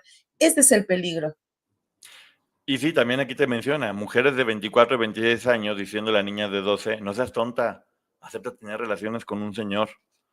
Y también diciéndoles que tener relaciones era lo más normal y lo mejor. También aquí no dice, pero se hablaba mucho de que no, pues que la virginidad no existe y es una telita tonta. Y posiblemente son conceptos con los que se pueda estar de acuerdo, no si son menores de edad, y no si es con adultos, y no si es a través de la manipulación. Entonces juega un poco con que también era el discurso que siempre manejaba este concepto de la cantante, porque así era un concepto finalmente, con el talento y con todo lo demás que sí podía o puede tener todavía, pero el concepto era eso. Era que además, ojo, todas las personas en todo México, sabiendo que era un concepto, que el concepto era un concepto para adultos, porque hablaba de temas tabú, Sí. hablaba de temas muy fuertes, le quitaba la ropa a las personas, era un concepto para adultos, y muchísimas personas, porque la televisión así lo mostraba, que la doble de Gloria ya eran puras niñas, normalizaban que las niñas tuvieran ese tipo de comportamientos, para que nos diéramos cuenta de cómo también como sociedad estábamos completamente Perdidos. disasociados, tal cual, esa es la palabra. Y te habla de otro tipo de estrategias, de cómo te dice, bueno, toda la gente que está fuera de aquí son malos y quieren, nosotros vivimos en un nivel diferente y la gente no lo entiende. Organizaciones coercitivas siempre van a hacer que te voltees en contra de lo que es tu círculo de apoyo para poderte controlar. También te hablaban de que podrías arruinar tu carrera o que era una forma de salvar a tu familia. Y luego también te dice algo que es muy raro, dice, siempre se buscaba que las chicas que entraran tenían que ser vírgenes para después decirles que la virginidad no tenía ningún valor. Justo. Es que si se dan cuenta, y creo, por lo menos yo, ya viendo toda esta información de hace un par de años para acá, o sea, no le estoy hablando de hace 10 años, de hace un par de años para acá, y ya desde el ser mamá, me doy cuenta de que era un discurso sumamente peligroso y no era este discurso que se podía percibir en aquella época de rebeldía y de la voz de las mujeres, sino un discurso sumamente peligroso para las etapas en formación. Y ojo, no es específicamente en el caso de Gloria. ¿Cuántas veces no hemos visto que papás llevan a menores de edad a conciertos de adultos con música, con contenido que no es para menores? Pero claro, es que a mi hijo no le gusta la música infantil, lo voy a llevar a ver esto y normalizamos. Sí, también te habla que otra de las estrategias era que la cantante estaba tan deprimida porque no se habían entregado a él que se iba a quitar la vida. Entonces, si no se entregaban, ella se podía quitar la vida cuando, según lo que mencionan aquí, ella estaba escondida o en un camper o en la cajuela de algún coche para poder lograr esta manipulación. Donde también, según varios testimonios de ellas, es como que todas terminaban formando parte de esta estrategia o de esta gran obra de teatro, donde la persona que acababa de entrar y no tenía idea de lo que sería, hasta que le tocaba, es curioso, no se daban cuenta de lo que sería hasta que les tocaba ser parte de la obra de teatro, Sí. donde te tocaba o ignorar o convencer o hacer una de las cosas, pero pues era parte de un proceso donde todas ellas iban creciendo también. Después de romantizar toda esta relación, seguía triangular, ponerla a competir con otra persona, como, mira, aquí está un premio grande, si no haces lo más fuerte o lo necesario, te puede quitar. Y aquí hace, que me parece muy bien, un análisis legal de todo lo necesario para que pueda ser tipificado como violación y te pone todas las pruebas, que de hecho este libro lo hace todo, te lo pone desde lo Sí. legal, porque es bien importante. Este libro no está basado en el creo que o pienso que, está basado en el así es, legalmente así se comprueba y esto es lo que las personas han estado diciendo o haciendo. Y si puedes dudar de una persona, de dos o de tres, pero dudar de todas y que todas se pusieron de acuerdo, que todas decían los mismos detalles y que todas lo hicieron recién saliendo ante las autoridades, además con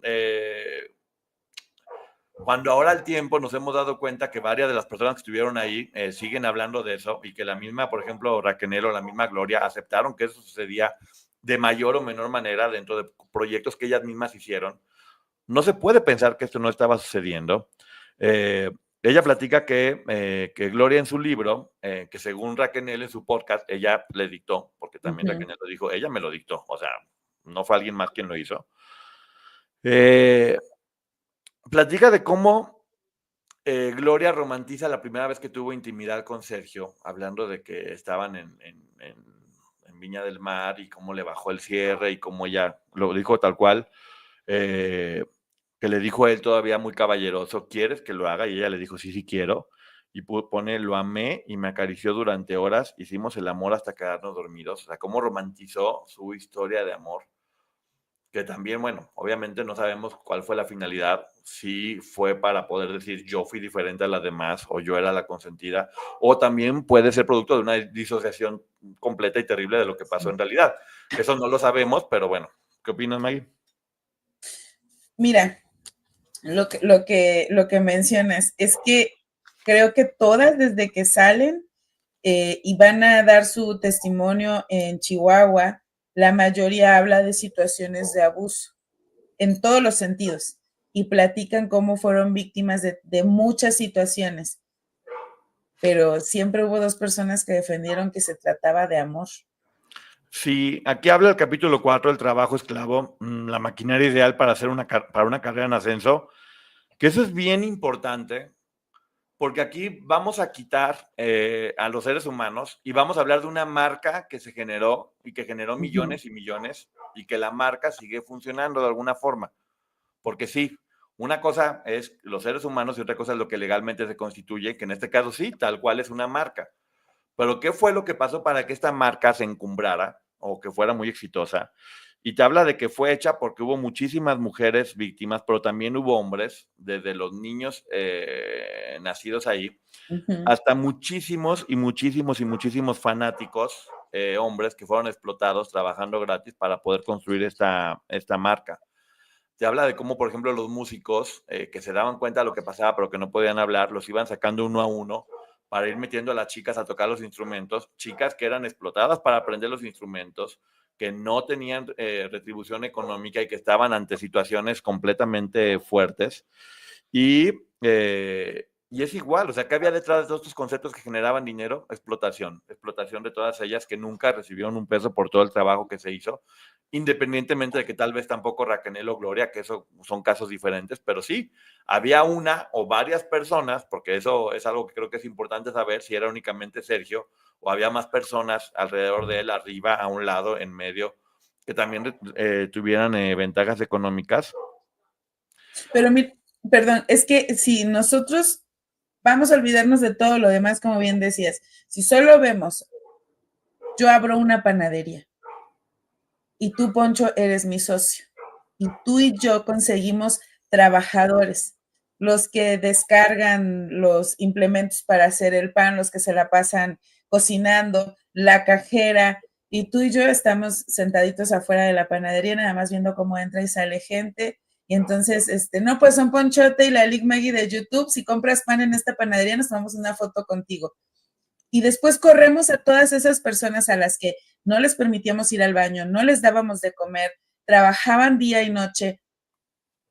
Eso se llama explotación laboral. Ahora trasládenlo a este caso, es explotación laboral de menores. Sí, había mayores, pero también había menores.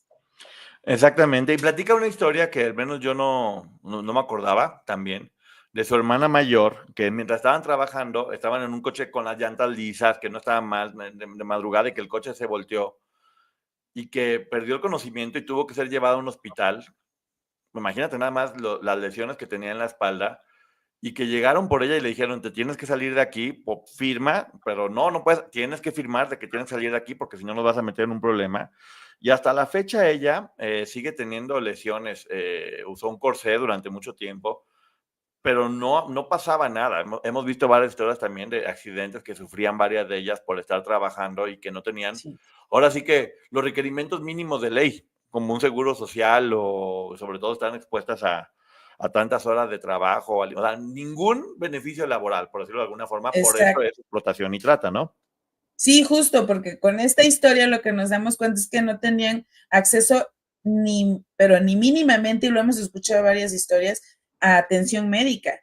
Muchas de estas mujeres dieron a luz o parieron, como le quieran decir, a sus bebés en las peores condiciones, en centros de salud, cuando estas mujeres trabajaban lo suficiente como para poder tener acceso a la atención médica adecuada.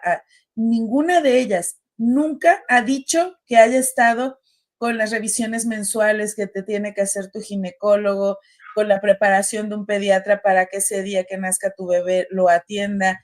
Todo era como, y lo voy a decir, y yo sé que suena feo, pero todo lo percibían de caridad. Sí, también quiero de nueva cuenta recordar que esto que estamos haciendo aquí no es un juicio, es una reseña de un libro que está documentado con la información y los testimonios de la gente que estaba en el juicio de Chihuahua.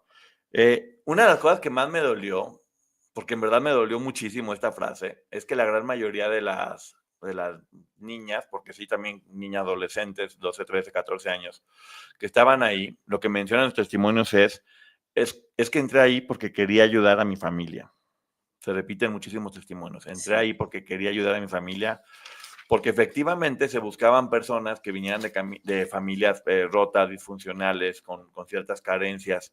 Y, y de nueva cuenta, lo que tenía, porque sí es bueno recordarlo, porque ya está comprobado, lo que tenía a ellas ahí no era o la falta de amor de los papás, o que ellas fueran personas tontas, era papás que amaban a sus hijas y querían ayudarlas a cumplir un sueño, y eran hijas que eran tan empáticas que lo que querían era ayudar a su familia, a que estuvieran bien trabajando para poderlo sacar encima, ¿no? Mira, es bien triste porque, y justo ayer hablaba de esto, pasan los años y justo hace unos meses sucede con una premiación en donde varios jovencitos salen a decir, creo que me pusieron alguna sustancia porque perdí el conocimiento, terminé golpeado, toda una situación. Es que la culpa no es de la gente que tiene sueños, la culpa no es de los papás que intentan apoyar los sueños de sus hijos. ¿Cuántos papás no permiten, porque es la manera de que su hijo alcance su sueño, y los envían a estas escuelas de fútbol o de voleibol, mi hijo es nadador y se fue a una, no sé, a una competencia no sé, a Quintana Roo, y yo lo estoy dejando para que vaya a luchar por su sueño, y a lo mejor no tengo el dinero para acompañarlo, pero le doy el dinero para que vaya. No es culpa de los papás y no es culpa de las personas que tienen los sueños, es culpa de las personas que abusan de una familia que está apoyando a sus hijos y de hijos que tienen sueños. Y vuelvo a repetir que el libro está lleno de testimonios de varias de ellas, aquí Sí. sacados directamente de los expedientes, que no vamos a repetir aquí, o no vamos a mencionarlos, o no vamos a hablar de ellos, para que la gente los vea en el libro, y número dos también, pues por respetar un poco sus testimonios, que son muy duros y muy fuertes. Lo siguiente de lo que habla es de los calendarios, donde te habla que por lo menos había 3 menores ahí, en 1995. Y te pone aquí que se exhibían como preparadas para tener una actividad íntima, múltiple y además gay.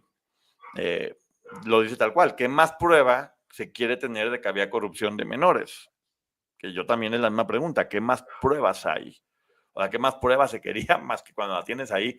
Y que además se comercializó y se publicitó en varios medios, que además tenía una línea para que la gente hablara por teléfono, porque en ese momento estaban muy de moda las líneas, y era muy Sí. bonito cumplir las fantasías cochinas a personas, adultos, que querían tener estas fantasías con menores de edad. Qué bonito alimentar eso, ¿no?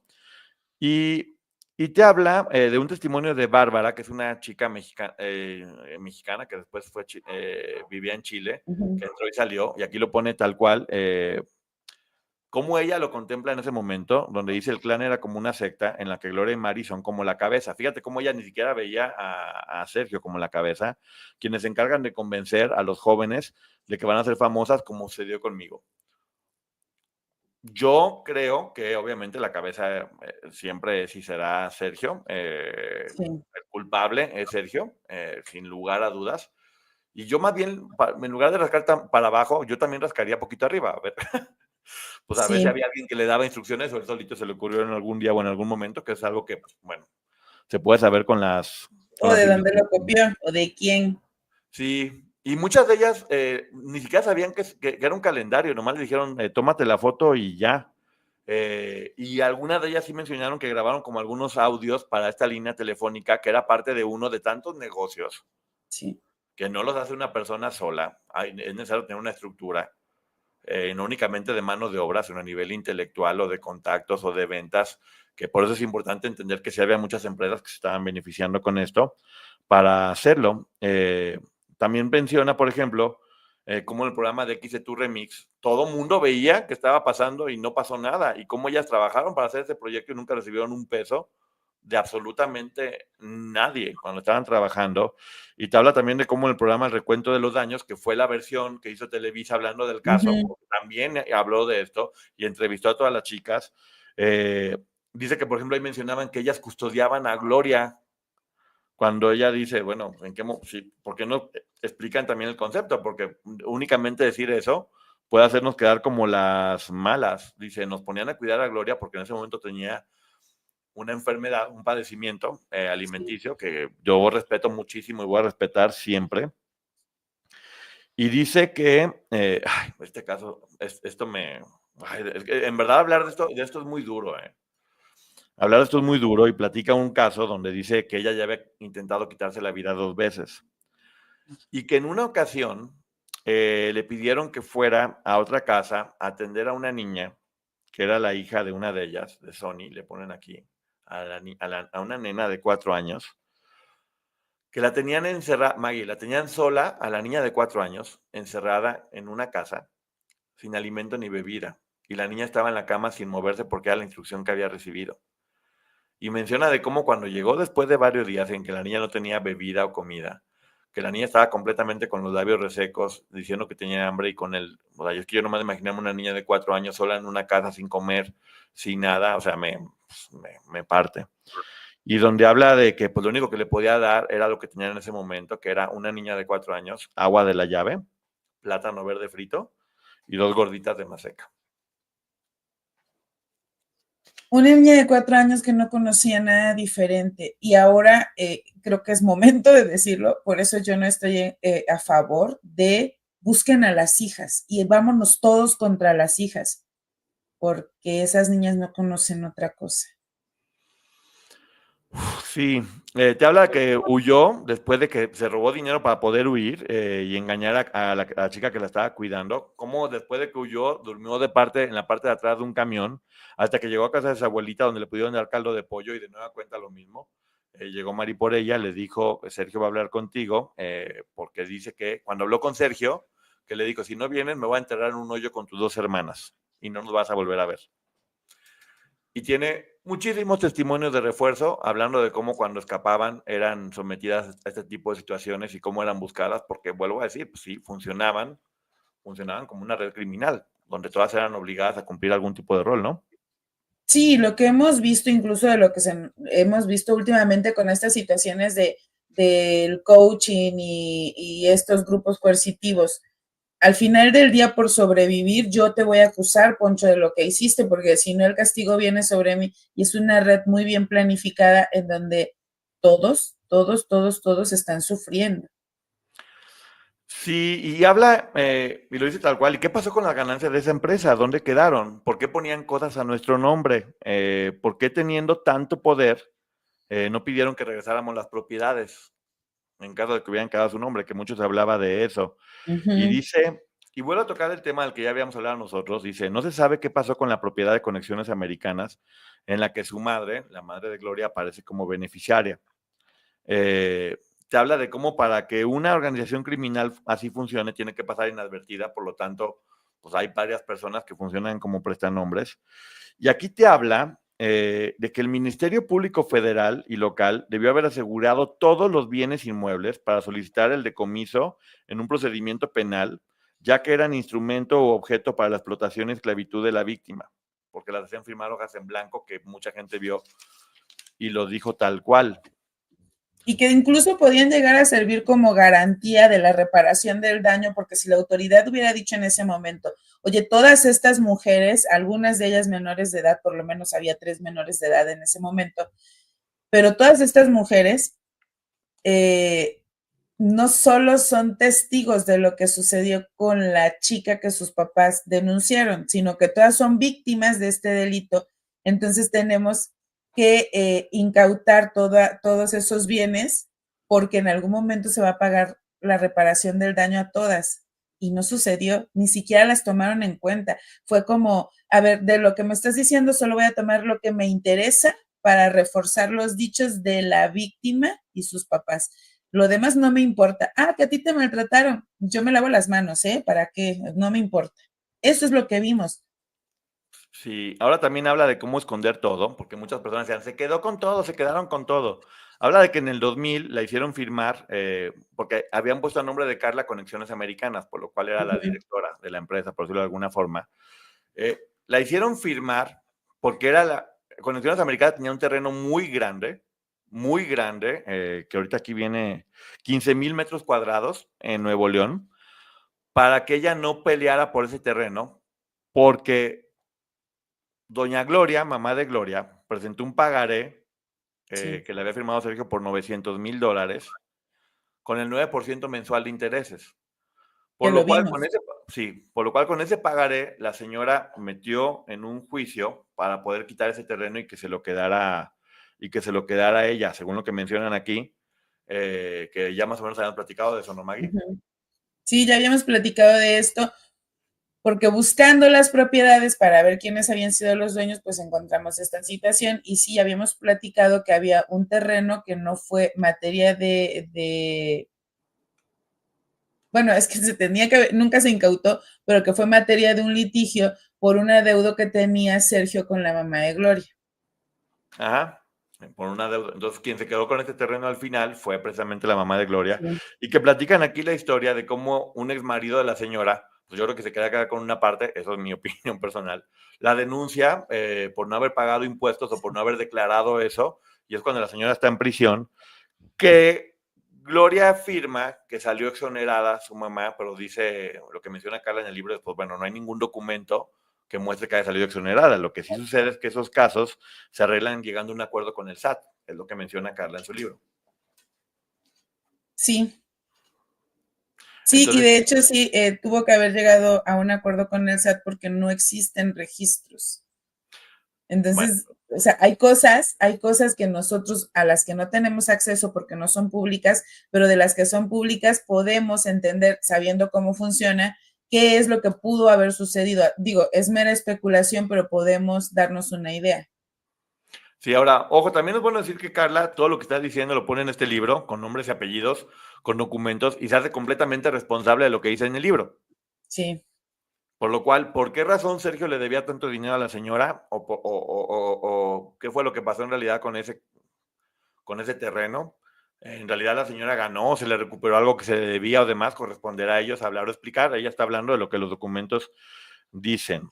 El capítulo 5 habla de comenzó su exilio y empieza precisamente los problemas en el 95 por el libro de Aline. Pero, no, perdón, en el 98 por el libro 98. de Aline. Aunque lo que dice es que presuntamente ya les habían avisado a ellos que iba a salir este libro desde 1996. Presuntamente funcionarios importantes de una televisora, que la misma Línea platicó, que ella Sí, cuando platicó al director del CEA, Eugenio Cobo, que le dijo, voy a sacar un libro de esto, que le dijo, mucha suerte con tu libro, y la corrieron. Eso fue lo que platicó Aline en la entrevista que me dio a mí, pero no sé exactamente a quién se refiere, porque también se habla de presuntamente, que ya sabían desde 2 años antes que iba a salir este libro. Por lo tanto, tenían tiempo de preparar todo para cuando saliera y no dejar huella o pruebas. De hecho, te habla de todo este proceso, cómo las mandaron a todas a decir que, pues, que Aline era una mentirosa, que era una ex esposa despechada, que todo era producto de una televisora.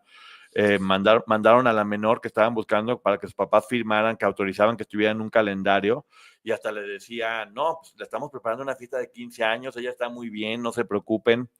Eh, También te habla de que en ese tiempo, como, fíjate nada más, como habían puesto a nombre de Carla, que tiene este libro, como le habían puesto a nombre de ella, pues precisamente la empresa más importante, yo creo que era Conexiones Americanas, obligada, no porque ella quería, ni siquiera sabía, ella lo único que hacía era firmar, que por eso la había embarazado, para poderla controlar. Y dice que la investigación es del Grupo Primero de la Brigada Central de Extranjeros en España, confirman en 1999 todos los movimientos financieros que hicieron desde el 97. O sea, hubo muchos cambios en cuestiones de propiedades a nombre de una persona a otra, para que cuando llegara esto del libro pudieran tener todo solucionado de alguna otra forma, o limpio, o si, en resumen, que si alguien ganaba, no pudiera quitarles esas propiedades, según entendí yo. Sí, de hecho menciona lo de que este dinero se envió a bancos europeos, o sea, todo se movió y se salvaguardó para que no hubiera dinero que alguien pudiera reclamar. Sí, también te habla de que intentaron comprar o posiblemente compraron propiedades en Málaga, Alicante, Toledo, Ibiza y Granada, lo cual también puede explicar un poco como que querían llevar todo lo que estaba en México a España, para hacer de España un centro de operaciones, según lo que se puede entender aquí, y que bueno, que las pusieron a buscar cartas como pruebas en contra de si alguna de ellas quiere declarar y a destruir otras pruebas. Tenían que desmentir a Lina en sus casas y menciona ella que tuvo que acompañar a Gloria con su papá a Reynosa, para que hablara con el papá y le explicara lo que estaba pasando, pero también para traerse a su hermana menor, que por cierto la sigo en Instagram, me cae muy bien la hermana, es súper simpática y se ve que tiene una personalidad muy fuerte. Yo en TikTok. Sí, es simpatiquísima la neta, con una personalidad muy fuerte, muy divertida, me cae muy bien. Y bueno, lo que explican ahí, que Gisé, que nunca había escuchado de ella, o no sé si su nombre, se regresó a México y que las chilenas afortunadamente lograron escapar. Uno de los testimonios sobre la hermana dice que Sergio le pareció que todavía estaba muy pequeña y que podía causarles algún problema a la hermana. Yo también puedo pensar que llevar a la hermana era también una forma de controlar a Gloria, que posiblemente en ese momento estaba ya como pensando en seguir o no, es una de mis ideas. O también nos mostraba cómo parte de lo que tenían que hacer era traer a sus familiares y meterlos dentro de la organización coercitiva.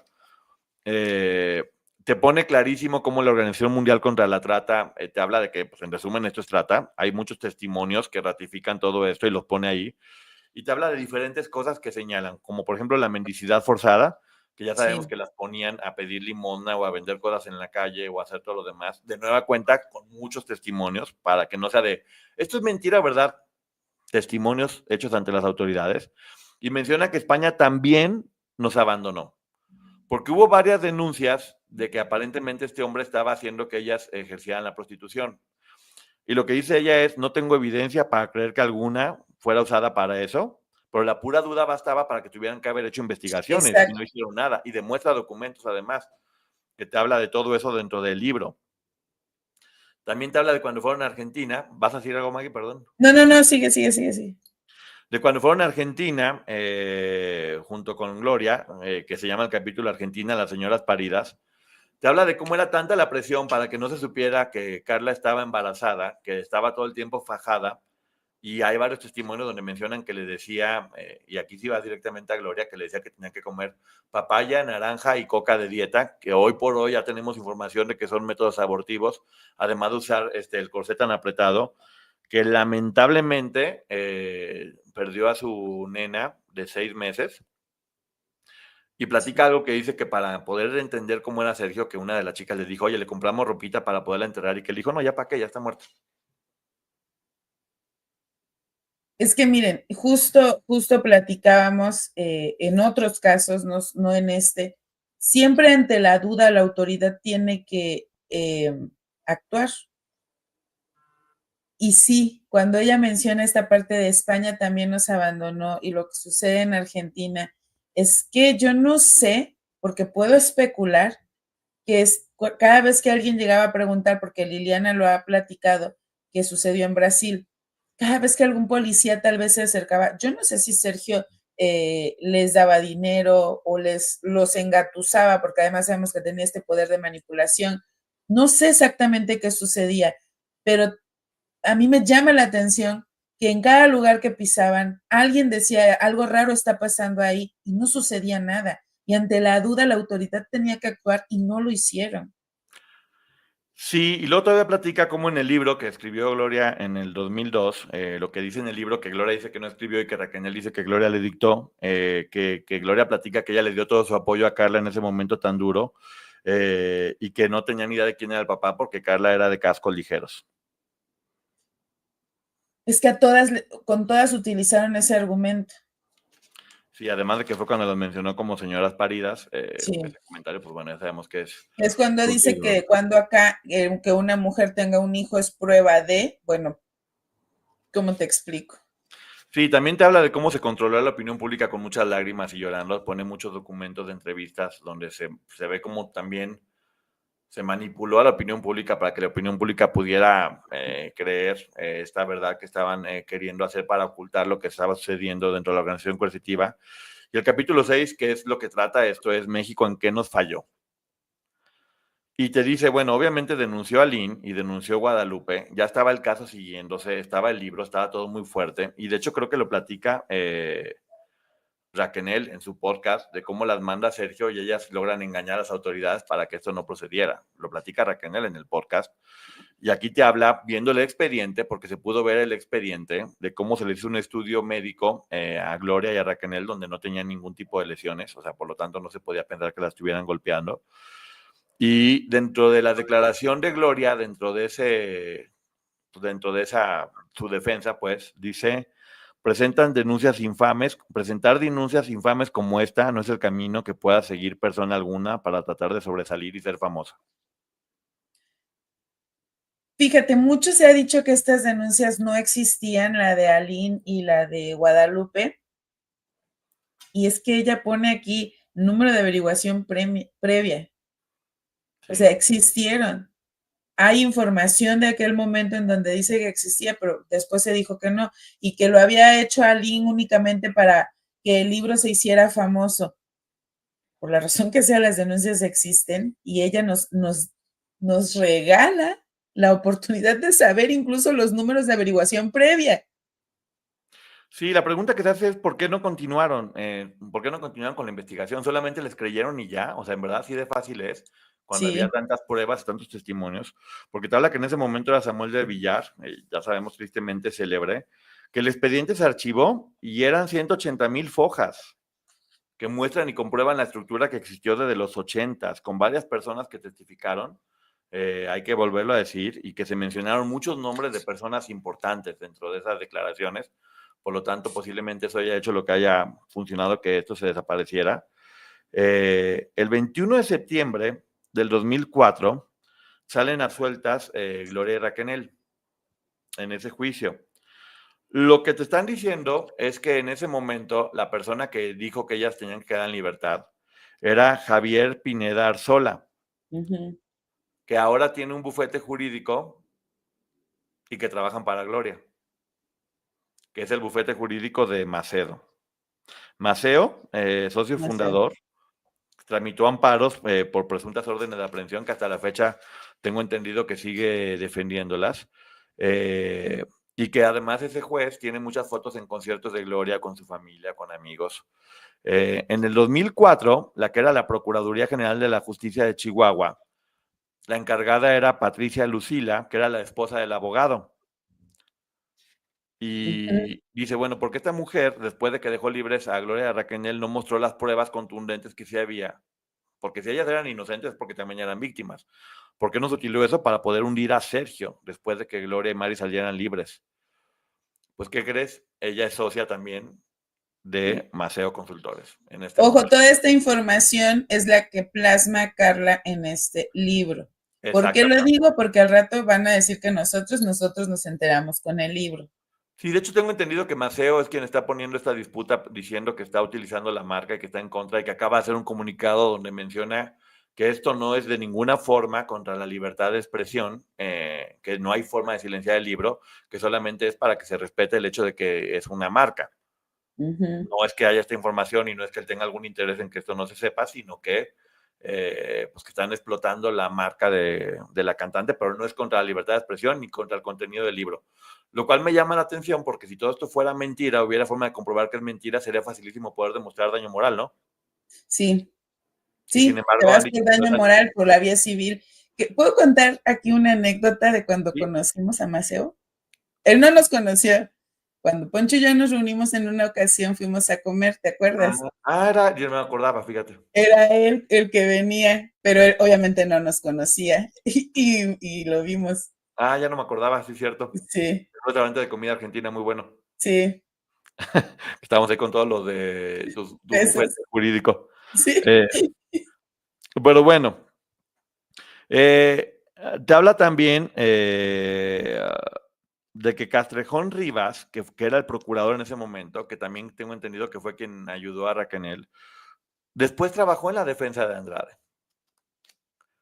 O sea, ¿cómo es posible que la persona que se encargó de meterlos ahí después trabajaran en la defensa? O sea, no sé si entendí mal, pero es lo que dice aquí y se me hace rarísimo. Pues es que contaste que tú le diste la espalda a Sergio, como por qué después, o sea, hay muchas cosas de ahí que se pueden cuestionar. Es muy fuerte, vuelvo a decir, todo está documentado, Sí. Porque a veces sí, vuelvo a repetir, hay cosas que se pueden decir ante la opinión pública, pero aquí está mostrando documentos y testimonios hechos ante la autoridad, que son los que refuerzan todo esto, que es de la gran mayoría de las chicas que estuvieron ahí y que dijeron en ese momento, no ahorita, en ese momento recién salidas. Y ya dice, que creo que es el punto más importante del libro, es como, ¿por qué nos falló el Estado? Y pone varios puntos. Pone que primero la prevención, este tipo de delitos se deberían de prevenir. Segundo, la investigación, no se hizo la investigación que correspondía por el simple hecho de que llegaron menores a decir que habían sufrido de todo eso y no se abrieron carpetas extras o no se llevó una investigación más a fondo cuando estaban embarazadas. O sea, ¿qué más prueba querían que una menor embarazada? Ojo, Poncho, había una buena investigación hasta el momento en el que se realiza, y lo vimos nosotros, y están los documentos, en el momento en el que se realiza la extradición, hasta ahí había una buena investigación. ¿Qué pasó después? Y miren, yo voy a especular y les voy a explicar por qué lo voy a especular, porque vimos una bioserie ficcionada, creo que se llamaba, ¿no? Sí. En donde el hoy esposo de esta señora se reúne con la secretaria del juez y ella se reúne con el juez. Entonces, viendo todo esto, yo puedo entender que esas reuniones, y a lo mejor lo entiendo porque soy tonta, pero yo quiero entender, y lo que yo puedo interpretar es, claro, esas reuniones que ellos plasman ahí es por esto, porque venía dándose una buena investigación. Sí, lo que lo platicamos. También te habla obviamente del juicio y de la sentencia, que pues nada que ver con lo que había pasado, y sobre todo habla un punto al final, que es la revictimización, porque nunca fueron tratadas como víctimas y no se les dio todos los beneficios que tienen haber sido víctimas, haber ido a declarar ante la autoridad y por lo tanto, al no tener esa protección de ser legalmente consideradas víctimas, pues todo el mundo pudo faltarles al respeto de mil maneras diferentes hasta la fecha, porque no hay ningún documento y que lo siguen faltando, o algo legal que diga son víctimas. Por eso es importante volver a retomar y no perder el foco de qué es lo que se está buscando, qué es lo que se está peleando, o cuál es la causa que nosotros decimos que apoyamos, por la cual a veces hablamos y a veces callamos. Que Porque ojo, más importante que eso es eso, ¿no? Que se haga justicia. Esto aplica en ambos sentidos. Ustedes pueden decir, yo creo que esta tiene responsabilidad en esto y que esta es víctima en lo otro, y yo creo que acá pudo suceder esto, pero que nosotros, teniendo la obligación de respetarlos a ustedes, pero sobre todo teniendo la obligación de respetar que tenemos un micrófono y una voz y que a lo mejor son 5, 10, 1,000, 100,000 personas las que nos puedan ver, nosotros tenemos que respetar la presunción de inocencia de una de las partes. Por eso no podemos señalar. Nuestra opinión personal nos la guardamos, pero ojo, entender, ellas lo vivieron y por eso ellas están señalando que ella me hizo esto, que la otra pasó por lo otro, e iniciaron lo correcto que fue por la vía legal, unas demandas en California, hay una de derechos humanos, y eso está bien, pero nosotros tenemos que limitarnos a respetar. Yo no me puedo burlar ni de las presuntas víctimas, ni de las presuntas agresoras. De Sergio, sí, porque además ni siquiera da la cara, ojalá se enojara y diera la cara. De Sergio, sabemos que hay una sentencia que él dice que es culpable de haber agraviado a una menor de edad. pero del resto de las personas nosotros tenemos la obligación de respetar. Entonces, cuando ustedes se enojan, que ¿por qué no decimos? Por eso, porque no se puede. Hay que tratarlo con seriedad y ser narradores, no porristas también, que eso es bien importante. Sí, eso también. Para que ustedes puedan tener la información, todo mundo, todas las personas y todos los diferentes puntos de vista.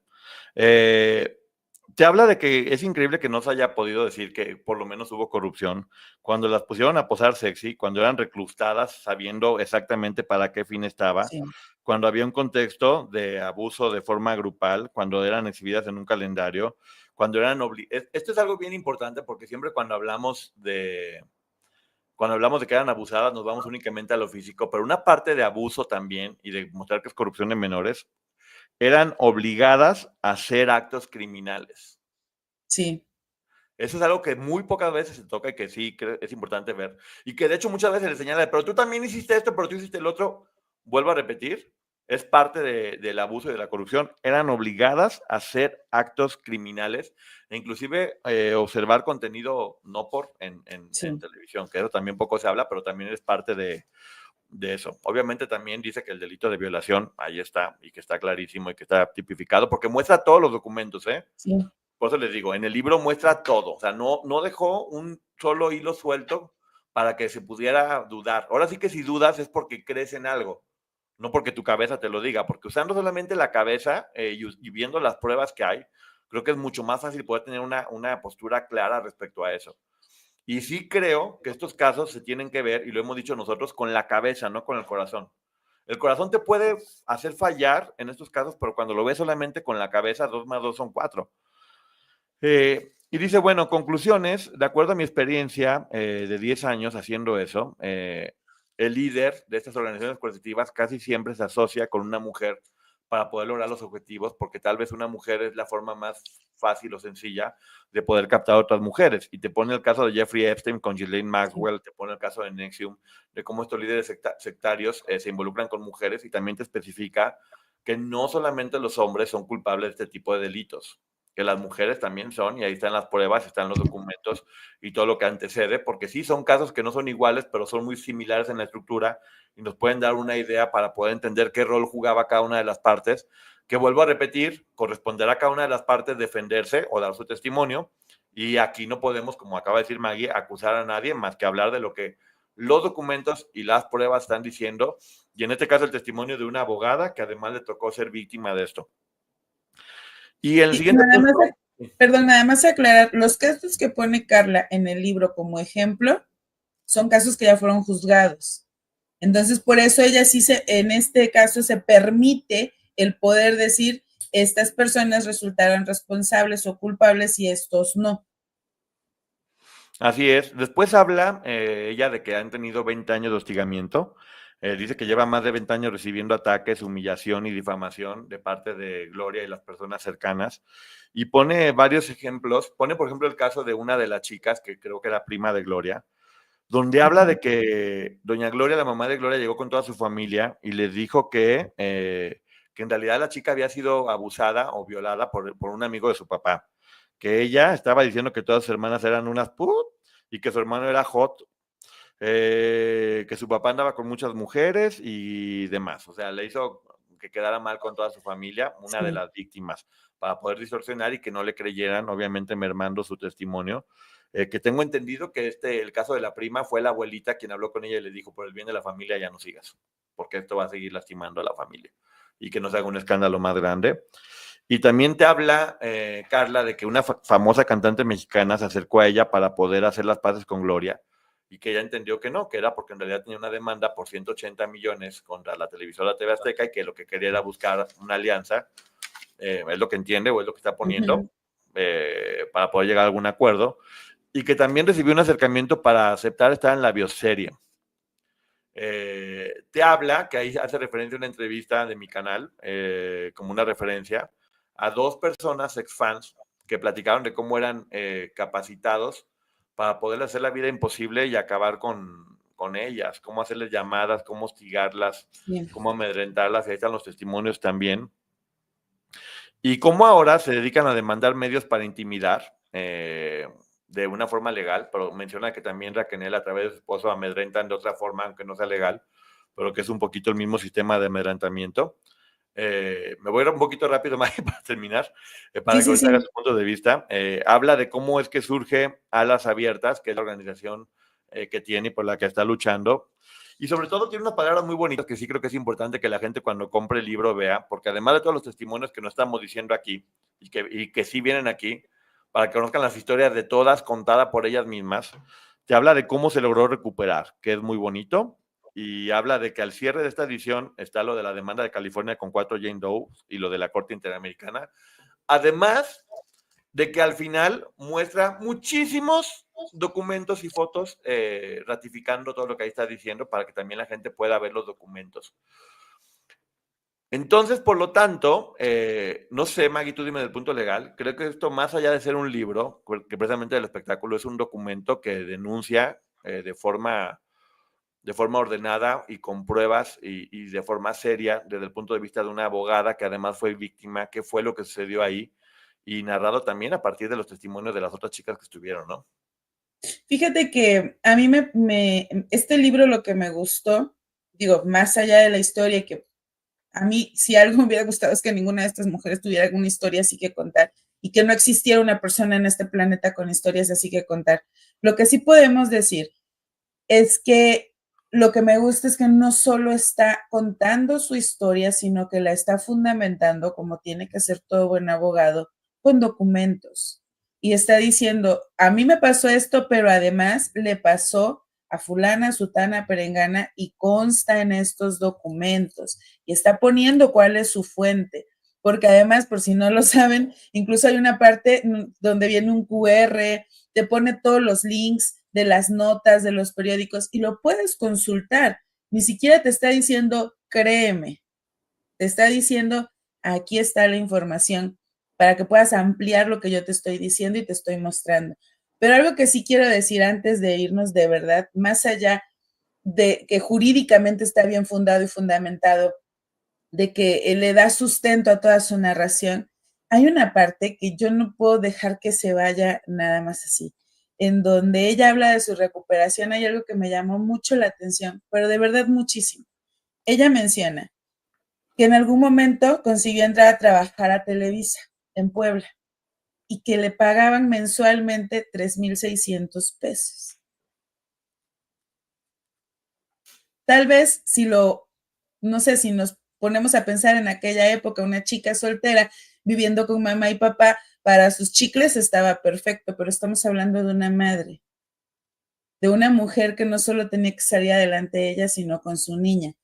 Un sueldo mensual de 3,600 pesos, pero además tenía que otros 3 trabajos. De verdad está interesante que lo puedan leer, pero eso me llama la atención porque entonces ahí me pregunté, pero no que se quedó con todas las empresas y las propiedades que hacía trabajando todo el bendito día para ganar una cantidad que, perdón, pero no se puede vivir con esa cantidad. No le puedes dar una calidad de vida a un hijo con esa cantidad. No, y la lucha es todos los días, porque además vuelvo a decir, o sea, los daños que inclusive hasta la fecha tienen todavía Sí. psicológicos, mentales, físicos, de Sí. maneras diferentes. Y de nueva cuenta, increíble, porque para no hacerla también más larga, respetando también el libro y que vean y compren el libro, porque creo que Sí. lo que les dimos ahorita fue la estructura del libro, pero el alma del libro, lo que realmente te simbra mucho más es leer todos los testimonios, que es básicamente el 50% del libro del que no hablamos, los testimonios de todas y cada una de ellas que en ese momento dieron, no ahorita, que en ese momento dieron recién salidos y que, pues, no sé, al menos yo lo que digo es, este libro tiene que ser analizado y escuchado y visto con la cabeza, porque la cabeza no te va a mentir en esto. Lo acaba de decir Maggie perfectamente bien, no se pide que crea, léelo y saca tus propias Sí. conclusiones de que lo que pasó en ese caso, las responsabilidades corresponderá a los jueces, a los abogados de cada una de las partes, decir yo sí, yo no, yo hice esto porque estaba obligado o porque era parte de lo que me tocaba o porque quería, o sea, eso es parte de un juicio. Lo único que este libro deja claro fue que lo que pasó fue horrible, horrible, que no hay forma de decir que no pasó, que están todos los elementos para comprobar que pasó y que hasta el día de hoy no ha pasado nada. No. Increíble, pero cierto. Pero bueno, nos vamos ahorita con Maggie a preguntas y respuestas. Sí, Nos vamos ahorita al canal de la licenciada Maggie a preguntas y respuestas. De nueva cuenta, decirles, el libro sigue a la venta, está en medio de un proceso legal, donde tendrán que determinar si está cumpliendo con los requisitos para poder seguirse vendiendo, pero bueno, hasta el día de hoy tengo entendido que todavía está. Y sí. de nueva cuenta recordar, hacemos esta reseña en este momento, número 1, porque no quisimos hacerla al principio para que el libro tuviera su lanzamiento y su estructura de venta como corresponde. Y en esta ocasión sentimos que, número 1, con la demanda vuelve a poner un foco sobre el libro y es importante ver de qué se trata. Y número 2, que de nueva cuenta, entre tanto polvo, tanta malinformación, tantos chismes, se había perdido un poco el foco de lo que es importante, y esto es lo importante. Esto es lo importante y por eso hay que luchar, porque con esto pase algo y que eso que pase ayude a que no vuelva a pasar. Así que bueno, felicidades a Carla porque creo que hizo un muy buen libro basado en documentos y en información, más allá de su experiencia personal. Y pues bueno, véanlo y saquen su propia conclusión. ¿Estamos de acuerdo, Maggie? Sí, sí, de verdad, un gran sabor de boca. Yo solo aquí quiero dejarlo plasmado. Veo mucha gente que está mencionando que no les han llegado los libros. Yo pedí 10, nunca me llegaron. Solo decir eso, que sí ha habido problemas con los envíos del libro, que ojo, no es culpa de Carla, pero sí me gustaría que se supiera que eso sí sucedió con los libros. No sé a qué se deba. Y bueno, muchísimas gracias. Nos vamos al canal de la licenciada Maggie. Gracias a toda la gente que estuvo con nosotros en este momento. Y allá nos vamos con preguntas y respuestas y algo más. Gracias, Andrew. Gracias a todo el mundo. Nos vemos. Bye, bye. Bye. Adiós.